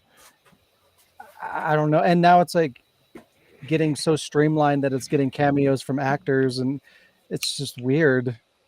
Like it wasn't that long ago that Yakuza was fading into the darkness, the darkness. and now it's getting like Obscurity. celebrity cameos. It was getting and- shit on for being it's too so American or weird. something. yeah, right. Initially, like it had all those American voice actors, And they were like, "Oh everyone yeah, well, hated it. Danny Trejo," and Yeah. everyone's like, "Oh, fucking Danny Come, Trejo." we're going back to it. Oh, he's machete. Machete, yeah. He was in Smosh. Not really. Wait, what? He was just in an episode of Smosh. Tom Raider. Wow, Tom. it went from like a melted pile of shit to an actual animal-looking thing. I know that. Like, I look thought at it was that. a dragon in the first one, and what is it in the second? It's so, An actual dragon. It's so pretty. It's so pretty. Tomb Raider 1 through 3 remaster sounds too good to be true, and it kind of is for me. Uh, Is it too late to pre-order? Wait, let me get the world's smallest saxophone. saxophone. What? Yeah, I don't have a violin, but Lee sent me these tiny little jazz instruments. Wait. Look, it's this world's smallest saxophone. Jesus Christ. I was never good at saxophone. But yeah, Tomb Raider. Everything about the upcoming Tomb Raider remaster points to a perfect remake, even down to the timing. Like we were talking about, you know, some games don't know when to fucking put out a remaster. Last of Us. But they know when. They just did it too early. Her foot still glitched into the floor. Well, hey, don't you shit on this. That's just her foot. She doesn't have toes. Don't. I was gonna say that's actually kind of a cool detail. She's not a toe raider. But yeah, you've got franchises like The Last of Us who put out remasters a year after launching the game, and then you have this. Tomb Raider is getting a remaster nearly 30 years after release. That's a good chunk of time to wait. Plenty of time has passed, and there's plenty of excitement to bring it back and re-experience it. It makes sense to wait a long period of time and then give it the love and care that it deserves to bring it back and re-enjoy it and have the nostalgia and stuff. Like no one's going to have nostalgia for something that came out a year ago. Like what the fuck? But yeah, Aspire. Oh, what? I was going to say, I remember. Remember Aspire, the company behind the remake, have a storied history with the franchise. I didn't know this either. Let me start that over. Aspire, the company behind the remake, have a storied history with the franchise, working on Tomb Raider 2 on Mac, which is kind of weird. I didn't even know it came out on Mac. Followed by Tomb Raider 3, Last Revelation, Chronicles, and Angel of Darkness. So they've worked on a lot of these games. Darkness. Granted, some of these titles haven't exactly been, you know, hits, but they have a lot of time with the franchise, which is good. Aspire has been wanting to revisit the earlier titles for a long time and have been working for years to figure out the right balance of preservation and modernization. Once they felt they got there, they reached out to Crystal Dynamics, current home of the franchise, to make the remaster. The vision of the project from Aspire and Crystal Dynamics is, quote, "We wanted to both honor the foundations of the franchise and make accessible to modern audiences the original games in all their glory." Mm-hmm. See, that is the kind of shit that you want to hear from the developers. We want to appreciate the source material, keep it intact and bring it to a modern audience. That's so nice to see. The game is using the original source code to stay true to the original titles in all aspects. Crystal Dynamics says, quote, we had a firm belief that the gameplay of Tomb Raider 1, 2, and 3 is timeless. And with our use of the existing source code, we had every jump, secret, enemy, and puzzle exactly as the original development team designed and intended. That makes me happy inside. It is good. The game is getting a breadth of upgrades too for new fans and old alike. The game will keep the original tank controls to maintain the feel and balance of the originals, but will also implement modern controls taken from the Tomb Raider Legend, Anniversary, and Underworld era of Tomb Raider. And it's like an option, does it say? Yeah, you can switch them on the fly if you want to play with tank controls, or if you want to play with modern controls, you can change it up whenever you want. Oh, thank God. One sore spot for the Tomb Raider games was boss fights. It could be hard to tell if you were damaging a boss and how much each weapon affected them. To fix this, bosses have been given health bars, which is nice. It's these small details that show like the team is passionate about the project. Like if you don't know the game, like this isn't something you would even consider. You know what I mean? It shows that they really care about what matters for the game. You know, with little things like, you know, feeling the balance of the weapons when you need to. Because like when you're killing like a wolf or something like that, you don't really need a health bar to see that you're damaging it. You're going to shoot it a bunch of times and it's probably going to die real quick. But like, I remember fighting some of the bosses, you're shooting it and you're T-Rex. Like, yeah, the T-Rex, you're shooting it for like an hour and a half and you're like, what is happening? Am I even hurting this thing? Like only somebody that plays and cares about the game would even consider something like that. So that's really cool that they took this to heart and implemented something to fix it. It's really Why cool. are you guys clearing your throats? I might actually be able to get past the What? part that I'm stuck at. Oh. That's the Just- sound that the things make when they get shot. Oh. That's awesome. The original Tomb Shayla. Raider games only had 2D sprites, like you can see in this image here. But they're going to be fully upgrading all the 2D assets to fully 3D assets and update all the visuals on the graphics, as you can see there too. So it's really It's so pretty. pretty. Like they rebuilt all the items from the ground up to make them fully 3D and way more appealing. Because I remember playing Tomb Raider, like when you would move the camera, like the items would like move with you, like you could just see rotating 2D objects, and that was like really annoying. So that's not going to be the case anymore. They're going to be fully 3D Nice. in-world objects, which is cool. Yeah, when there's like a piece of ice, like an ice sheet just or sheet hanging down, and then you like walk around it, and it's just like, where'd it go? Yeah, it Yeah. disappears. Just like It's just a line. Yeah. am I in another world? You will be able to switch between classic graphics and remade graphics at any time as well. Oh, like so, Halo. yeah, I love that about the Halo remake is that you Yeah, could I just kept switch wanting to back see and like the forth. difference, and I was like, where did Yeah. everything go? Oh, there it is. And it gives you such an appreciation for what they actually changed, because like if you just kind of run through the remake and you're not really comparing it, like it might kind of be like how you remember it, like we kind of remember things a lot better than they were when, if you played a game 10 years ago in your mind at the time, it looked really good. So you might not appreciate how it actually looks now compared to modern day graphics. Laura But has being a able to face. switch back and forth like really gives you that appreciation for what they did. On the fly. It kind Yeah. of makes me feel like I should have waited to buy my Tomb Raider 1, 2, and 3, but they were only $1 each. Yeah, So not a big deal. big deal. You can also open up a photo mode that lets you change Lara's face, pose, outfit, and weapon. Yes. I knew My you'd be happy favorite about thing. Yeah. that. And I don't know how I feel about this, but the game will feature over 200 trophies across the 3 games as well. So this is not going to be an easy platinum. Are you sure? What if you get early access? Yeah, buy the deluxe edition and you'll just get it all immediately. But yeah, that's the good news. And then there's the bad news that I found out today. How dare you? I thought there was a physical edition that was going to be released. Play Asia listed a physical Asia copy on their website, and it disappeared. So apparently there is no longer a physical release for Tomb Raider.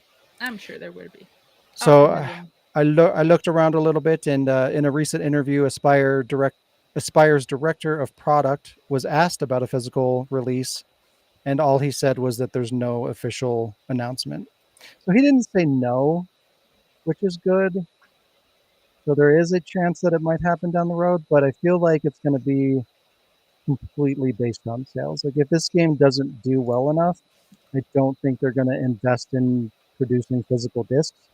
But if it does really well, they might want to like get more people to buy it. Like once you hit a certain milestone, you're going to kind of saturate like the digital market.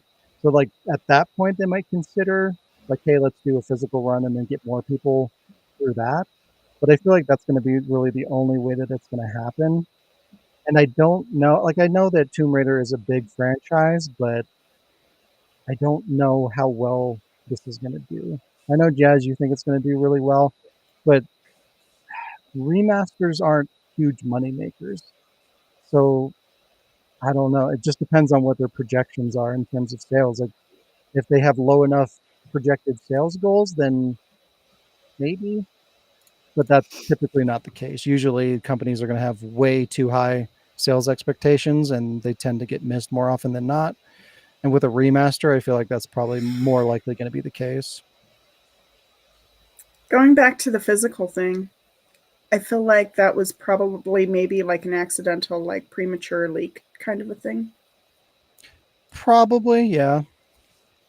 And so they pulled it because they said, no, this is contingent on this or on this date, this release date that's not publicized, or this number of sales, like you were saying, like if they hit so many sales, or they might want to excuse me, gonna cough. Yeah. Oh, go ahead. I was just gonna say, apparently, according to a post on Reddit from Tomb Raider, 31,000 players have already pre-ordered it on Steam, just Steam alone. So that's a big number. That's a hope. I mean, That's just Steam, though. Yeah, but I don't know. 31,000 is not a lot for. I mean, if you're talking global sales, like 31,000, But that's just Steam. Like then No, you I know, have I like know. all like this thing's on Switch, PS4, Right. PS5. Like, but it just X. depends on how well they do on all those. Like I'm Yeah. imagining this has to get, probably millions of sales to justify it being a success. And then if it hits that, like what is the number that they need to hit for them to justify a physical release when they don't, like, less and less, Yeah. that's not something that's in demand. It's not something that people are demanding anymore. So like why, unless you have to do it, like why would you do it? You know what I mean? Yeah. So, or if it looks like there's a legitimate way to make a substantial amount of additional money for doing that, like one of those two things has to happen for them to do something like that, because otherwise they're just doing it for the sake of doing it, and they're a business. They're not going to just do it to do it. There's got to be a reason driving that decision. Businessman with standards Yeah, is what but they I are. mean, obviously I hope that they do release it. I just don't know how likely that's going to be. Stupid fucking digital garbage. We'll call it garbage. Listen. Boy. No. Yeah. Hey, you take a little break. Okay, you keep going. What? I take a break for No, why? keep going until What? done. What? I mean, whatever this is. Yeah, Damn. this is a real quick one. Until Dawn remaster has been confirmed. We talked about this being leaked / rumored last week, but it has now been confirmed at Sony State of Play. Until Dawn is getting a remaster that is, quote, rebuilt and enhanced, which is weird because usually when they remaster something, usually it's not rebuilt. But again, like we've talked about this so many times, like remastered has like no meaning. Like it's just whatever the interpretation of the developer has, like they're going to do whatever they want with it. It's just like Tomb Raider. Like that's a remaster, but they're also redoing it from right. Like the Tomb Raider remake is like rebuilt from the ground up essentially, but it's also a remaster. So I don't fucking know what that means. It's rebuilt and enhanced for PS5 and PC. Yeah, so they're making it look nicer for PS5. Yeah, but like usually when they say rebuilt, it's like completely redone. But if you look at they have the technology. If you look at the trailer though, like it doesn't look notably better. At least I didn't notice it to be. So like when you say rebuilt, I feel like there should be a noticeable change in the graphics, but it just looks like maybe higher resolution or something. I don't know. So I don't know what the hell they're doing with this game, but it's coming out on PS5 and PC later this year. So why were you stopping me? What is your problem? I thought you'd frozen. Oh, what? I died, but I got better. Did you have something? Well, I have the two things, but I didn't know how much I was like, if you still have a lot, if you want to take a little break, I can do one, but I can do them at the end if you're yeah, I don't have I have a long one next, so maybe you can do yours. If you want to take a little break, I can cut one in. Yeah. Yeah. Well, I have two. I'll start with the one here. I don't have an image, so just use your imagination. Yeah. I mean, I have the image I used last time, but we don't have an image because the game doesn't exist anymore. But the day before is what they would have said here. We've already discussed the downs and the more downs because there's no ups and downs on this. It's the downs and the more downs of this quote unquote game, which released, for its immediate failure back in December 2023. There was, or what was known back then, and what we've kind of already went over, was that Fantastic, without an A at the start, the company that was behind the game, had revealed that their AAA project, which looked amazing during all of the trailers they released and all the promoted contents, but it looked amazing, but they were constantly pushing back the release date while simultaneously releasing their smaller projects. Their smaller projects were more successful, so it was giving kind of hope that, oh, okay, well, then their big project's going to look really good. When the game was finally released, it was a total flop with bugs left and right. Server connections were almost never working for players, and the overall feedback was just a total disappointment, even from the studio itself. A few days after the release date, Studio Fantastic had announced that it would shut down, declaring the project a financial failure. And the studio promised buyers refunds while writing off their shortcomings with a response, quote, "This was our first big experience. Shit happens." Now, since that time, according to reports from two German game outlets, GameStar and Game2, and I actually watched one of these kind of documentary reports from GameStar. There were subtitles because it was in German. More details have emerged, and the whole shit show is worse than we thought. The two sites talked with 16 former employees from Fantastic, as well as one volunteer and seven employees. My notes from publisher Mytona, which I think was a kind of like the backing up company that kind of assisted in this project, to get answers as to what the hell went on during last year's shit show. Because when the company came back and literally the game was released, and the two brothers who were leading the company, their names, I'm going to attempt this again because they were from, I don't remember what country they were from, but Edward and Aizen Gotovstev, yeah, those guys. Nailed it. Yeah. They disappeared completely, and the game released, and the workers, the developers were like, "What do we do?" And they were just watching all this backlash and all of this like terrible feedback of shit show, and they were like, well, let's just try to make it better, and the developers were trying to make it better, and then they got a call from the brothers and said, yeah, we're shutting down the studio, we're done. We're financially done, bye. So they all just got laid off on the spot. So of course, like all these people who came out to talk to these two sites were not worried about talking to them. So a lot of things came to light here. When they spoke to them, it was told that at the beginning, the day before, had 10 members of a 20-person team originally told that they'd be working on a top secret but a small-scale survival game with a wintry aesthetic and cartoonish visuals. Cartoonish visuals were similar to what we see in the Devil's Game. These early details promised a short story game, which soon changed and snowballed into what would then become what we saw as the day before, what we saw being like what we expected. These early details, nope. Constant, my font really shrunk here, so bear with me. Constant demanding switches to more realistic visuals and larger areas would come on suddenly. The brothers would just show up and be like, okay, no, we want this. Anytime a new game would be coming out, like Baldur's Gate 3, GTA Online, Hogwarts Legacy, something new with like whenever one of them would go and play like Last of Us Part 2, like whenever they would see a new big project, they would come back and say, okay, no, we're adding this. Nope, now we want, they played, one of them played, I think, I'm not sure what the game was.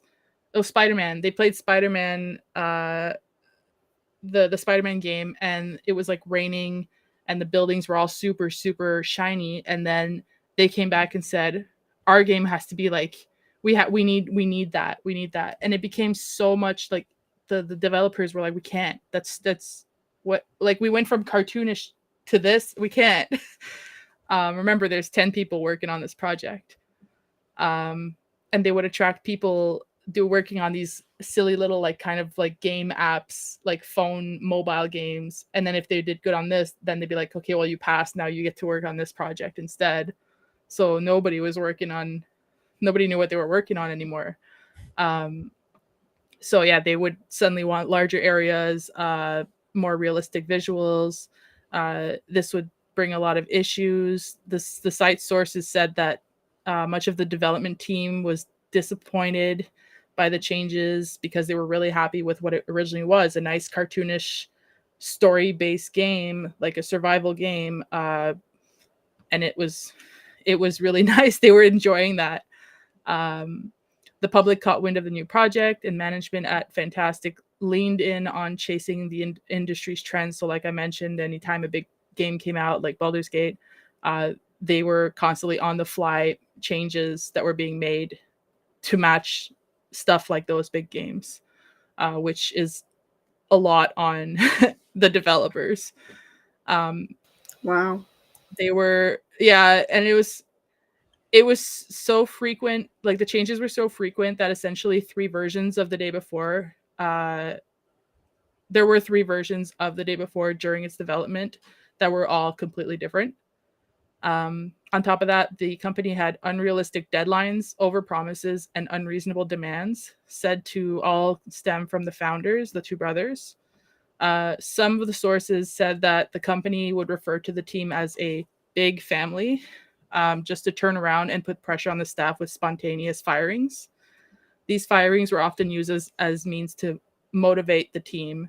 One of the team's 5 testers were fired 1 week after one of the brothers found a bug. There was a bug in the system, and yeah, the team was fired. Or five testers, sorry. When IGN reached out to Fantastic for a comment, a team member's removal was allegedly attributed to their lack of will. I'm hoping the bunny ears are catching. But simple mistakes reportedly came from a completely different threat. There were fines.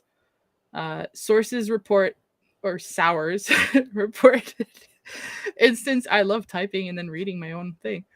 Fines are being handed out to the developers and the team members for things like small errors. For example, when 2 individuals were asked to pay a fine to the brothers of Fantastic, the two brothers, of $1,930 for turning in voice recordings with low quality bunny ears. So Alec would be running a huge bill right now. I'm just kidding. No shitting on Alec because he's not here. It's the perfect time to do it. Yeah, and it gets even worse than that. These practices continued under relentless periods of crunch, with one employee saying that they never worked less than 16 hours a day. And quote, this employee said, quote, "Over the last year and a half, I haven't had a Saturday off. And for the last 2 months, I haven't had a day off at all." Quote, drastically extended workdays and no days off for months were common occurrences among the Fantastic staff, with one of the sources saying they found themselves, quote, "begging for a few hours break just to find time for a shower and a meal." And I watched in the video, They showed the interviews with the staff, like saying this, like they had them in the call, in the Discord call or whatever. And they were just like, wow. Yeah. So it was a terrible thing to come out. Like that makes me, I'm very curious on if they were paid salary or hourly, because some if of they them were volunteers. Salary, that's really fucked. Oh my god. And they were, and then a lot of like the questions that were asked to these people were like, why would you stay there? And then a lot of them were from parts of the world, like Kazakhstan, and parts of the world where in that field there's not a lot of job opportunities. So they thought, this is my ticket into the industry. And they powered through thinking, well, this is my way in. And like some of them, there was one guy who was saying like people were shitting on him, like, you know, you made a shitty game, what the fuck, like you were part of this. And like some of them were saying like, yo, you know, I really hope that these people are all able to like still get something in that field, like this, because of all of they went through, despite the fact that, yeah, despite of what happened, like they did what they were told. And initially they wanted to try to save the project when the two brothers came back and said, "No, scrap it." And now the brothers are off somewhere. Like they've started a new studio. They're doing something else, and don't know what it's called, but it's just like the abuse that they had to go through, thinking like this is the only way I can do what I really like, what I am good at, and what I can do, because some countries don't have those opportunities. Like, It reads like a con, like a scam, like Oh, yeah. everyone was a victim. Wow. yeah, Yeah, see, and like this is kind of the difference. Like people, like a lot of people don't appreciate what they have. You know, like if you're in a country, like a lot of the people that are like these strikes, like the SAG-AFTRA and shit like this, you know, like we have all these over entitled peoples that are striking and complaining, and like there's even a lot of like we've had a lot of stories where we talked about like, you know, people claiming that, you know, they're working in these big whatever AAA studio companies, production companies, like video game companies that are complaining about stuff. And like, yeah, there's stuff to complain there about and whatnot. But like, you're also in a country where you could just dip out. You know, like there's plenty Yeah. of jobs in other industries. Like, yeah, it'd be great to work in the industry that you want to work in, but like it's rare that you have that luxury. So like, but the thing is you have options because you're in a state or a country where you have options, and you know you can, it's up to you personally what you are willing to like go through or not. You have the option to do so. But like in this situation it's totally fucked because you have a country, like people from a country that don't have that freedom, they have the pressure of like there's no jobs. You know, it's like I live in this teeny tiny fucking shanty town or whatever, and like I have this one opportunity to get any kind of job, you know, and I'm going to take this because I have to. Literally, I have to take it Yeah. and go through whatever they're going to throw at me because it's the only option that I have. Like that's fucking real. Like that's fucked up. Like they And were too afraid to ask for vacation after like a year right. and a half, just because they're like, no, I'm gonna get fired. If that guy got fired for like a bug that could easily be fixed, like no. Yeah, that's crazy. Like, And it's so fucked up to take advantage of people like that feel like they literally have to just endure it. And yeah, I'm It's like sure what that they these two brothers or whatever, I'm sure they were well aware of what they were two doing brothers in a van in a van and a meteor hits. that are just like willingly abusing these people. That's so fucked up. it's like when people want to exploit migrant workers in a way. Like sometimes it happens. What it's not clear. Were they from Kazakhstan and came to America, or were they working No, it's not. where It they were wasn't in from? America at all. Like it's, I don't know where they were situated, but it's. I'm pretty sure it was.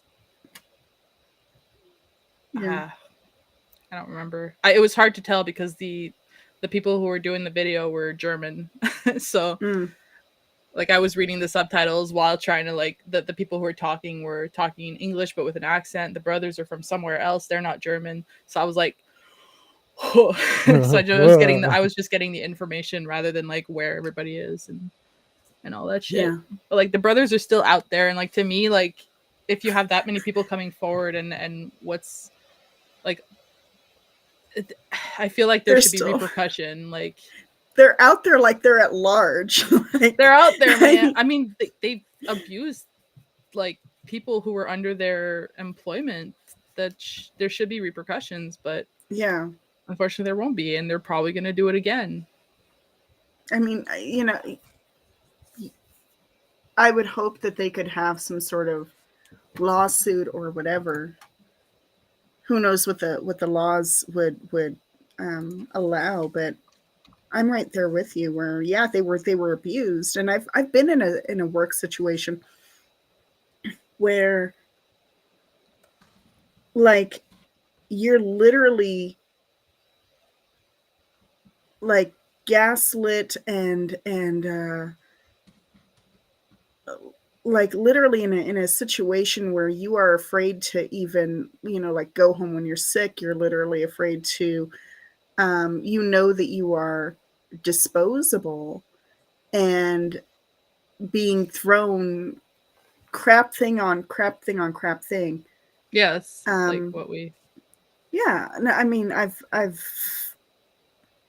been there, and to imagine having to work 16 hours a day, 6 or 7 days a week for how many months, for how many years? Like a year and a half? And yeah. Yeah, it's just like when it's not the same though. It's like you said you've been there, No, it's right? not. Yeah, but like you're right. It's not the same because mine was in a physical labor job with but the feeling is like maybe I get like I have like, like a 30% of what they dealt with. You know, the feeling was there. I was like in my own version of like a abusive work situation.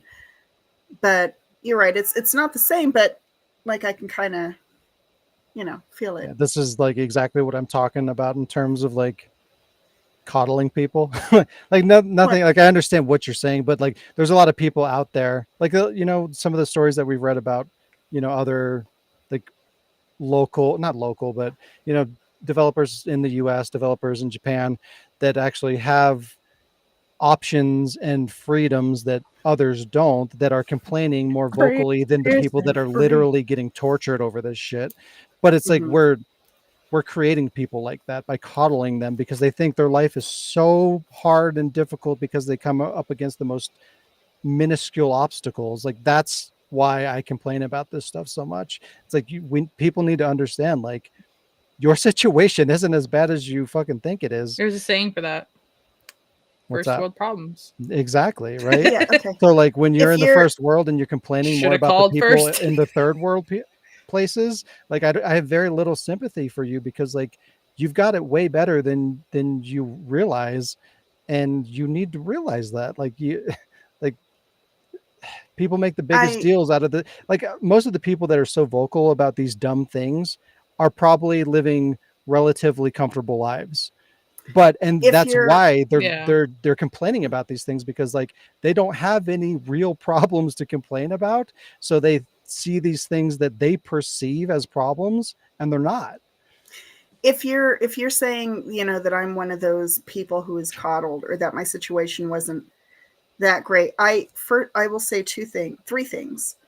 First, I acknowledge that I'm not in a literal third world country, and I get that.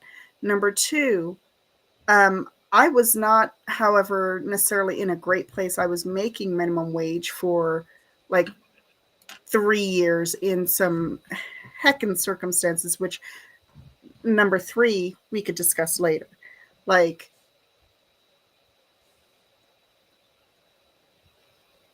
Yeah. but I'm just saying I understand, at least conceptually, like how that must be. And like I said, like I might understand like 30% of it conceptually, but I'm just saying that I do wish that perhaps they could get some sort of, I'm right there with Jazz, or where, it'd be nice if they could get some sort of, I don't know, lawsuit or whatever, or, Yeah, I just but who think knows what's karma possible. will come around. Hmm. I hope so. I believe in karma. It's never been on my side, but I believe in it. So, I do nothing but good deeds, I think, and I just get shit on by the universe, but eventually something good will happen. It's my year. You're the dragon, motherfucker. Yeah, did you just break a glass? No, I threw some piece of metal on my desk. Oh. Break a glass. Ah, I'm bleeding. I'm a dragon, motherfucker. I'm so metal. Do you want to do yours? Oh. Who does what? Shayla's just like zoned out. Hideo Kojima is making yet another game. Oh, wow. Kojima Productions just announced a new horror game at the December Game Awards in the form of OD, but Kojima isn't wasting any time and has another project in the works. Yeah, boy. Yeah, bye. Well, we're talking about my favorite thing, so She's like, oh, Snake's here, I'm back. Right? I saw Now Snake and I got You guys excited. I talking was like, about oh, sad, yeah. I'm unemployed I'm abuse. awake now. Now we talk. But Now we talk. Talking about Wow. Metal Gear. We're All gonna right. talk about Resident Evil after, so you should listen after too. Oh shit. At the recent State of Play, Kojima announced another new IP with the code name Pheasant, I think. Sure, it's For not pheasant. How was it spelled? it's PHYSINT. That's not a word. Physant? Pheasant, Physant? Physant, whatever. Snake. But anyways, it's apparently for next gen systems. So I guess this is going to be for like PS6. This new project will be Kojima's long-awaited return to the tactical espionage genre that he is known for with the Metal Gear franchise, and is said to be the culmination of his work. This is going to be his magnum opus, apparently. Yeah, boy. Apparently, the Magnum. game will be the next project the developer will be working on ahead of OD, which is weird because they announced OD first, but they're not working on that first. I guess. You always OD. do the OD before the OS. I guess. Wow. Mm? Kick but- OD off the Commentary. table. But Yeah, development shut on up, OD. Pheasant or Pheasant or whatever the fuck will start full production when Death Stranding 2 is completed sometime next year. This new title will be created in partnership with Sony and will have, quote, near lifelike graphics with the full support of SIE, Sony Interactive Entertainment, I think. This new action espionage game will use cutting edge technology and a stellar cast to deliver an experience like no other. He always says shit like that, but it's interesting though, because like, when was the last time you heard somebody say like lifelike, super realistic graphics? You know, we used to throw that around all the When time. And, like, Fantastic was working on the day before. all right, we're not I going to thought they talk were about all that. lifelike. But no, I like, thought they were all lifelike graphics now. but that's the mean, thing. Like, you haven't heard this term thrown around since like I don't know, maybe the 360 PS3 PS3? era, maybe. So the fact that he's 64. claiming something like this makes me think like this might be the first time in a long time where we see like a really jaw-dropping evolution of graphics. Because yeah, like you said, like everything's really impressive and lifelike and whatnot, and nobody claims to be making some like amazing, super realistic thing anymore because everything is kind of like that. So I'm wondering like this could actually be something that's like really impressive visually, and I just it's not something that you experience in the modern era of of visuals.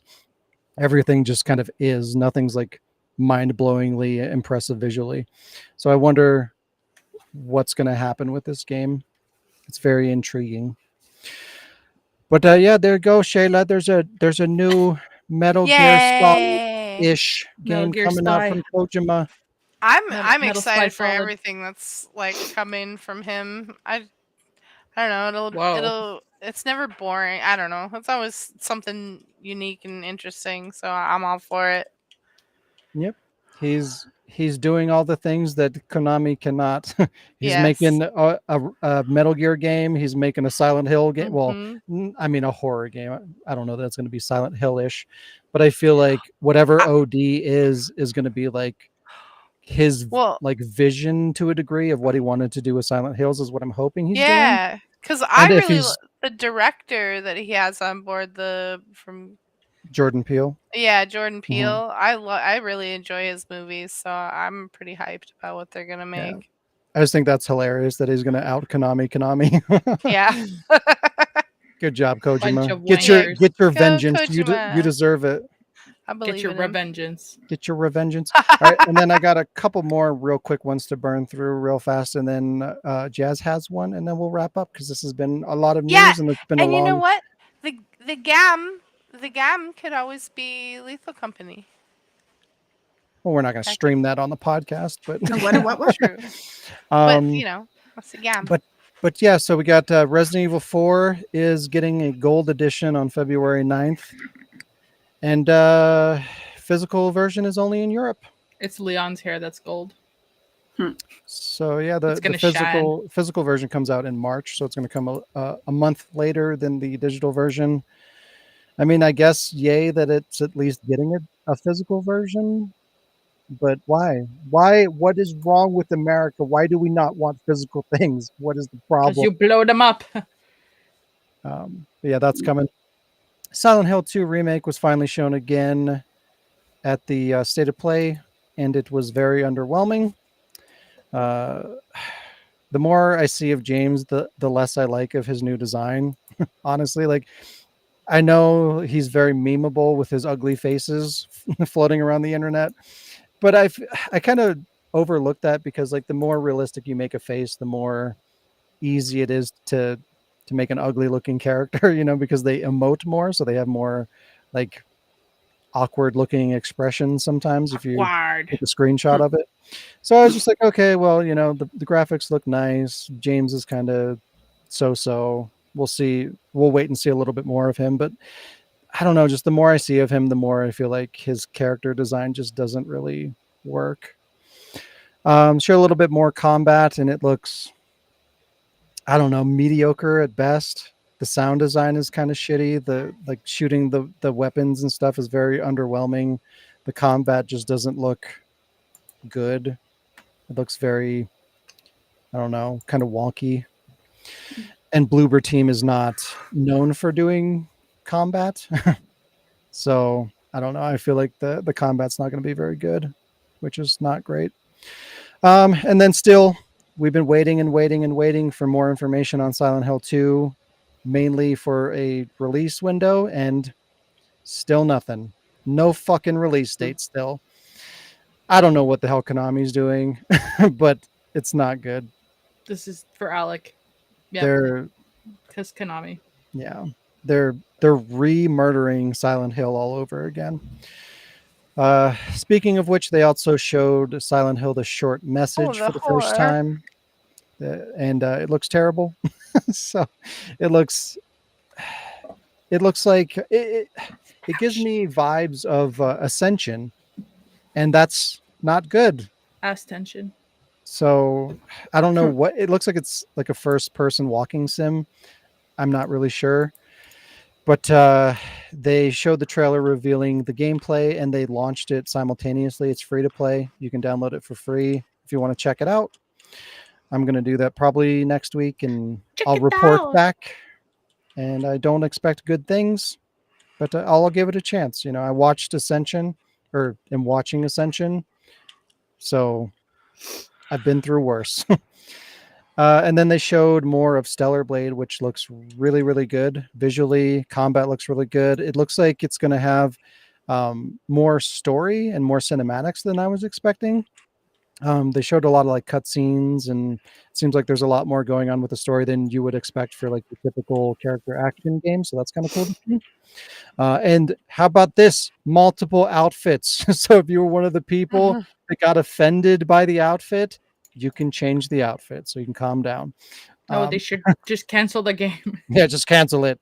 You don't want to hurt anybody's feelings. Ah. But yeah, so that's cool. Yeah, looks really good. I'm really excited for it. It comes out a couple of days after my birthday. Comes out April 26th. So that's really cool. And look, they gave us a release date, unlike Silent Hill. I'm not bitter. Maybe they're just being silent about it. Yeah, they can go fucking climb a hill. But yeah, that's my news. You got one more news?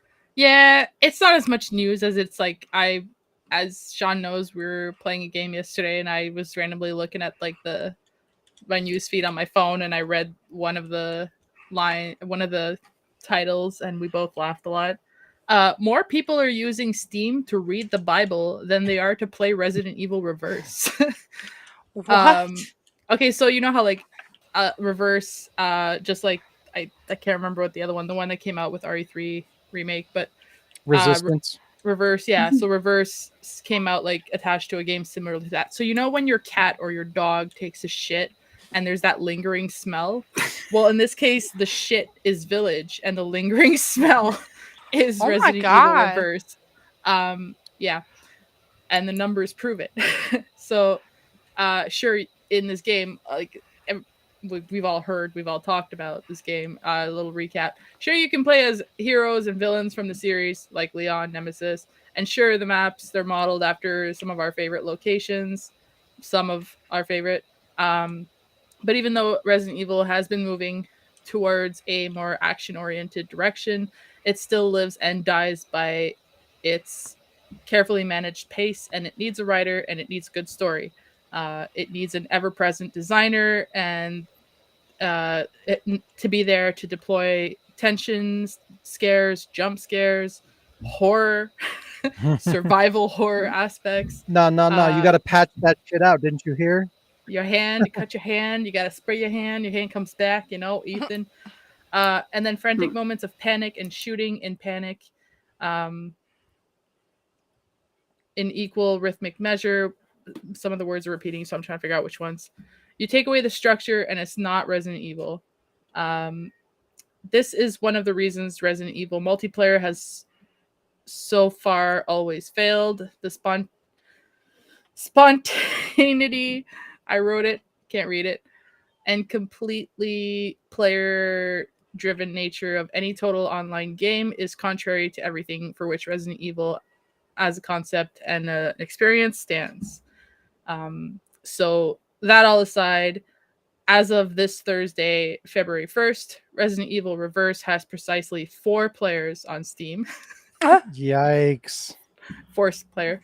It's a smaller number than a digital recreation of the Bible created and published by the suitably named Bible Games, which has 19 players. Oh my god.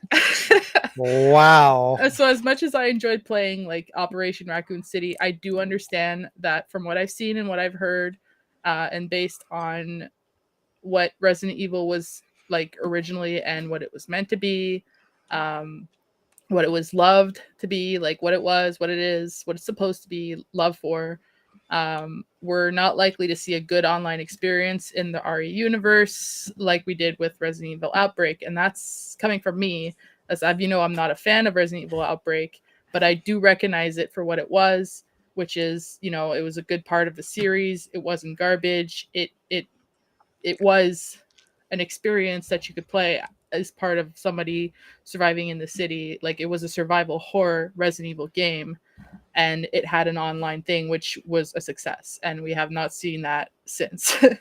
What is Capcom fucking doing? Like, yeah, everyone is like outbreak. Yeah, and they keep doing these stupid half-assed fucking action multiplayer things that nobody wants. They came close to it with Raccoon City Operation Raccoon City. Thank you. With ORC, they came close because they had that, like, okay, well, there's like the Leon and there's a survivor story, and then there's, like, you guys are the operators going in to like get all the info. Oh, you run into the survivors. Okay, you can either like team up with them or not. And then they gave you that little you can play as the survivor part. But then like they still managed to, as a story, mess that up and make it like the graphics weren't good, the story wasn't good. Like, there was no story there. Claire looked so stupid. Remember, she pops up on the train. She's like, "I'm over here. I got Sherry." Like, we laughed a lot. We had fun playing it, but we laughed a lot at how dumb a lot of the shit was in it. And I liked it for just what it was, but I agree that it wasn't like. I felt kind of like a fan game, which is it was just like one of those online games, but like if Capcom looks at this now and goes, we have 4 people playing this game on Steam and the fucking Bible has 19, what are we doing? Like, let's just put Resident Evil 9 aside and work on some online game that's actually worth people buying. Let's stop being idiots for a second. The fucking Bible has more people playing it. I just don't understand like how they can continuously fuck this up, like game after game. Like, they just keep releasing more and more of what people explicitly say they don't fucking want, and they're constantly saying this is what we want.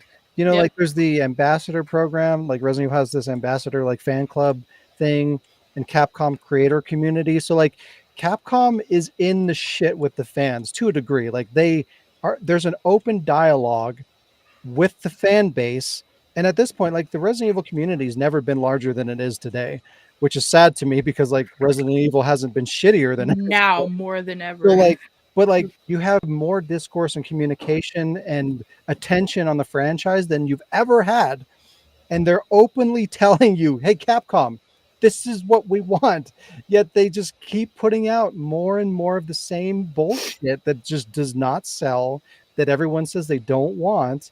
So I just don't understand. It feels like we're just never going to get there because Capcom has their head so far up their ass. It's like they want to make whatever this action shit is happen, and they're going to run the franchise in the ground to do it.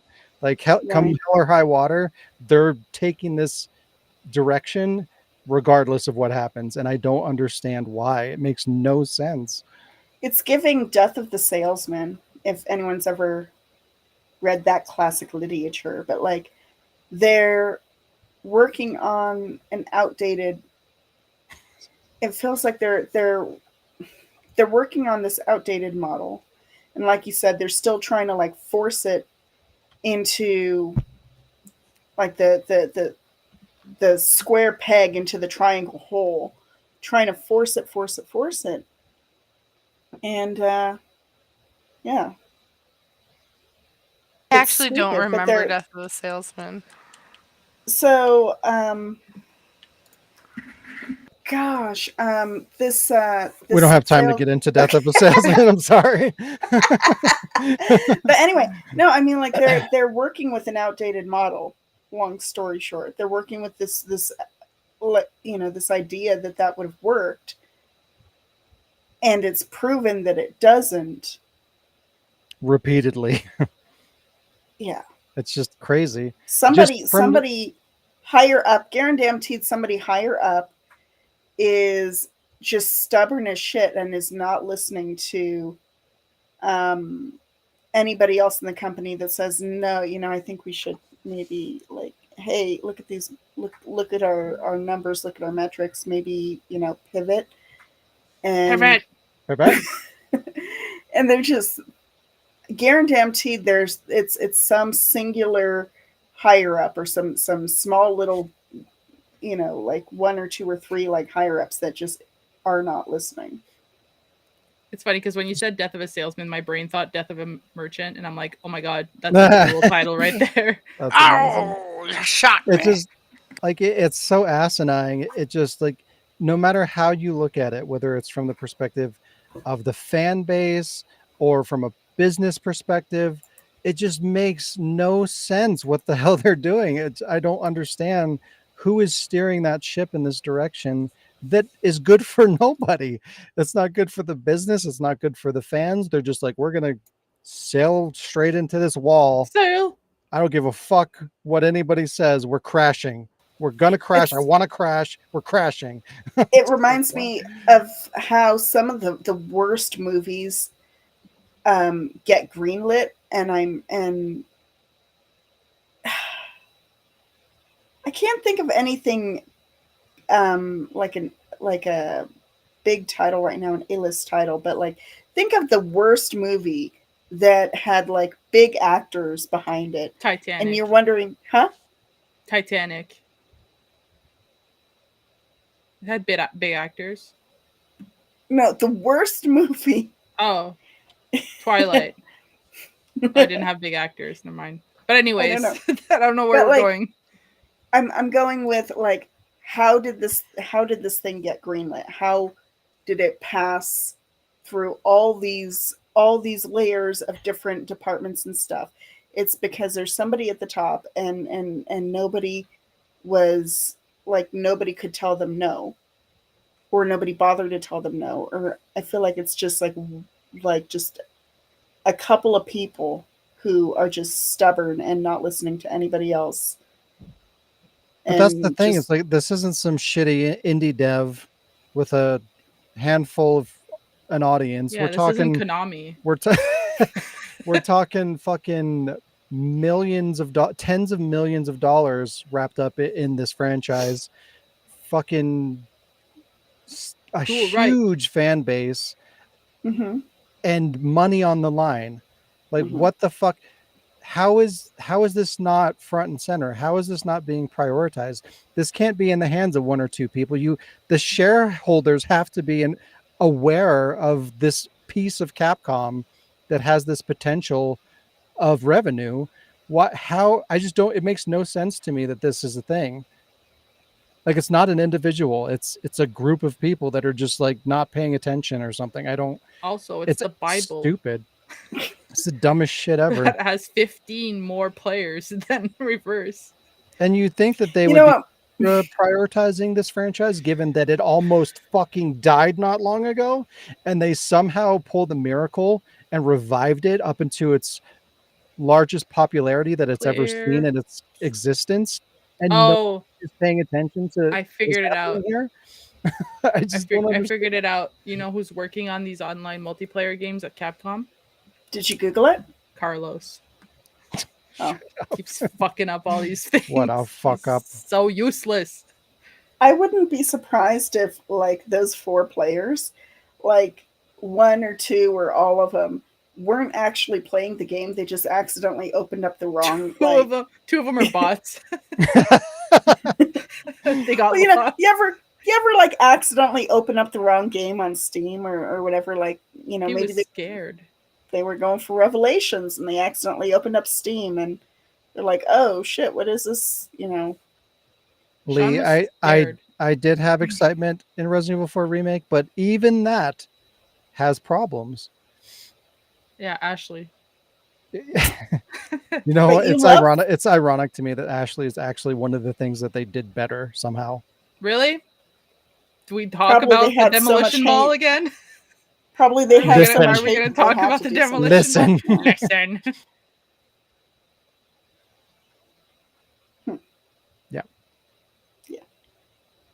I actually did have one little tiny piece of news I could mention that's be pretty quick. Oh, yeah. Is it about TikTok? It's a callback to something I'd mentioned before that somebody was making like a fan made like PlayStation 1 Bloodborne cart game. Sony officially gave them a cease and desist, so they're having to like remake it as it's still going to be completely free, obviously, but they're going to have to remake it as like original characters and kind of reskin some things.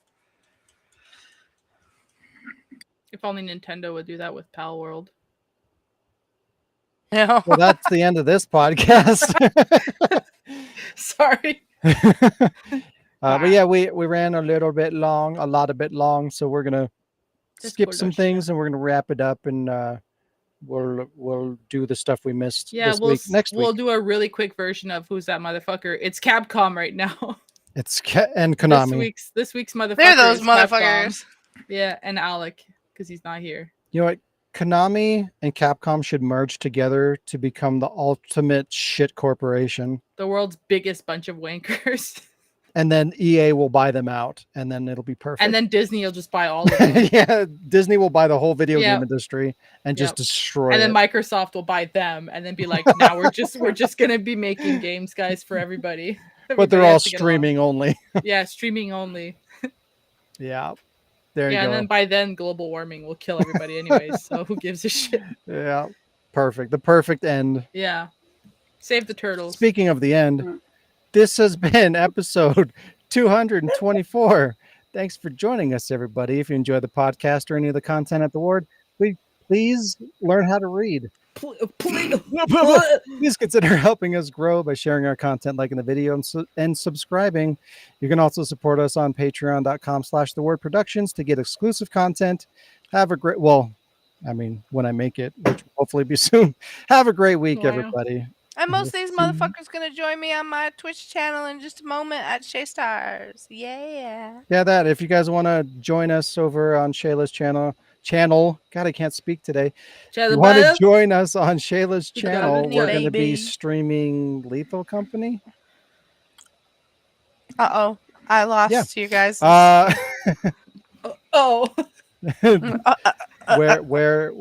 Where's your channel?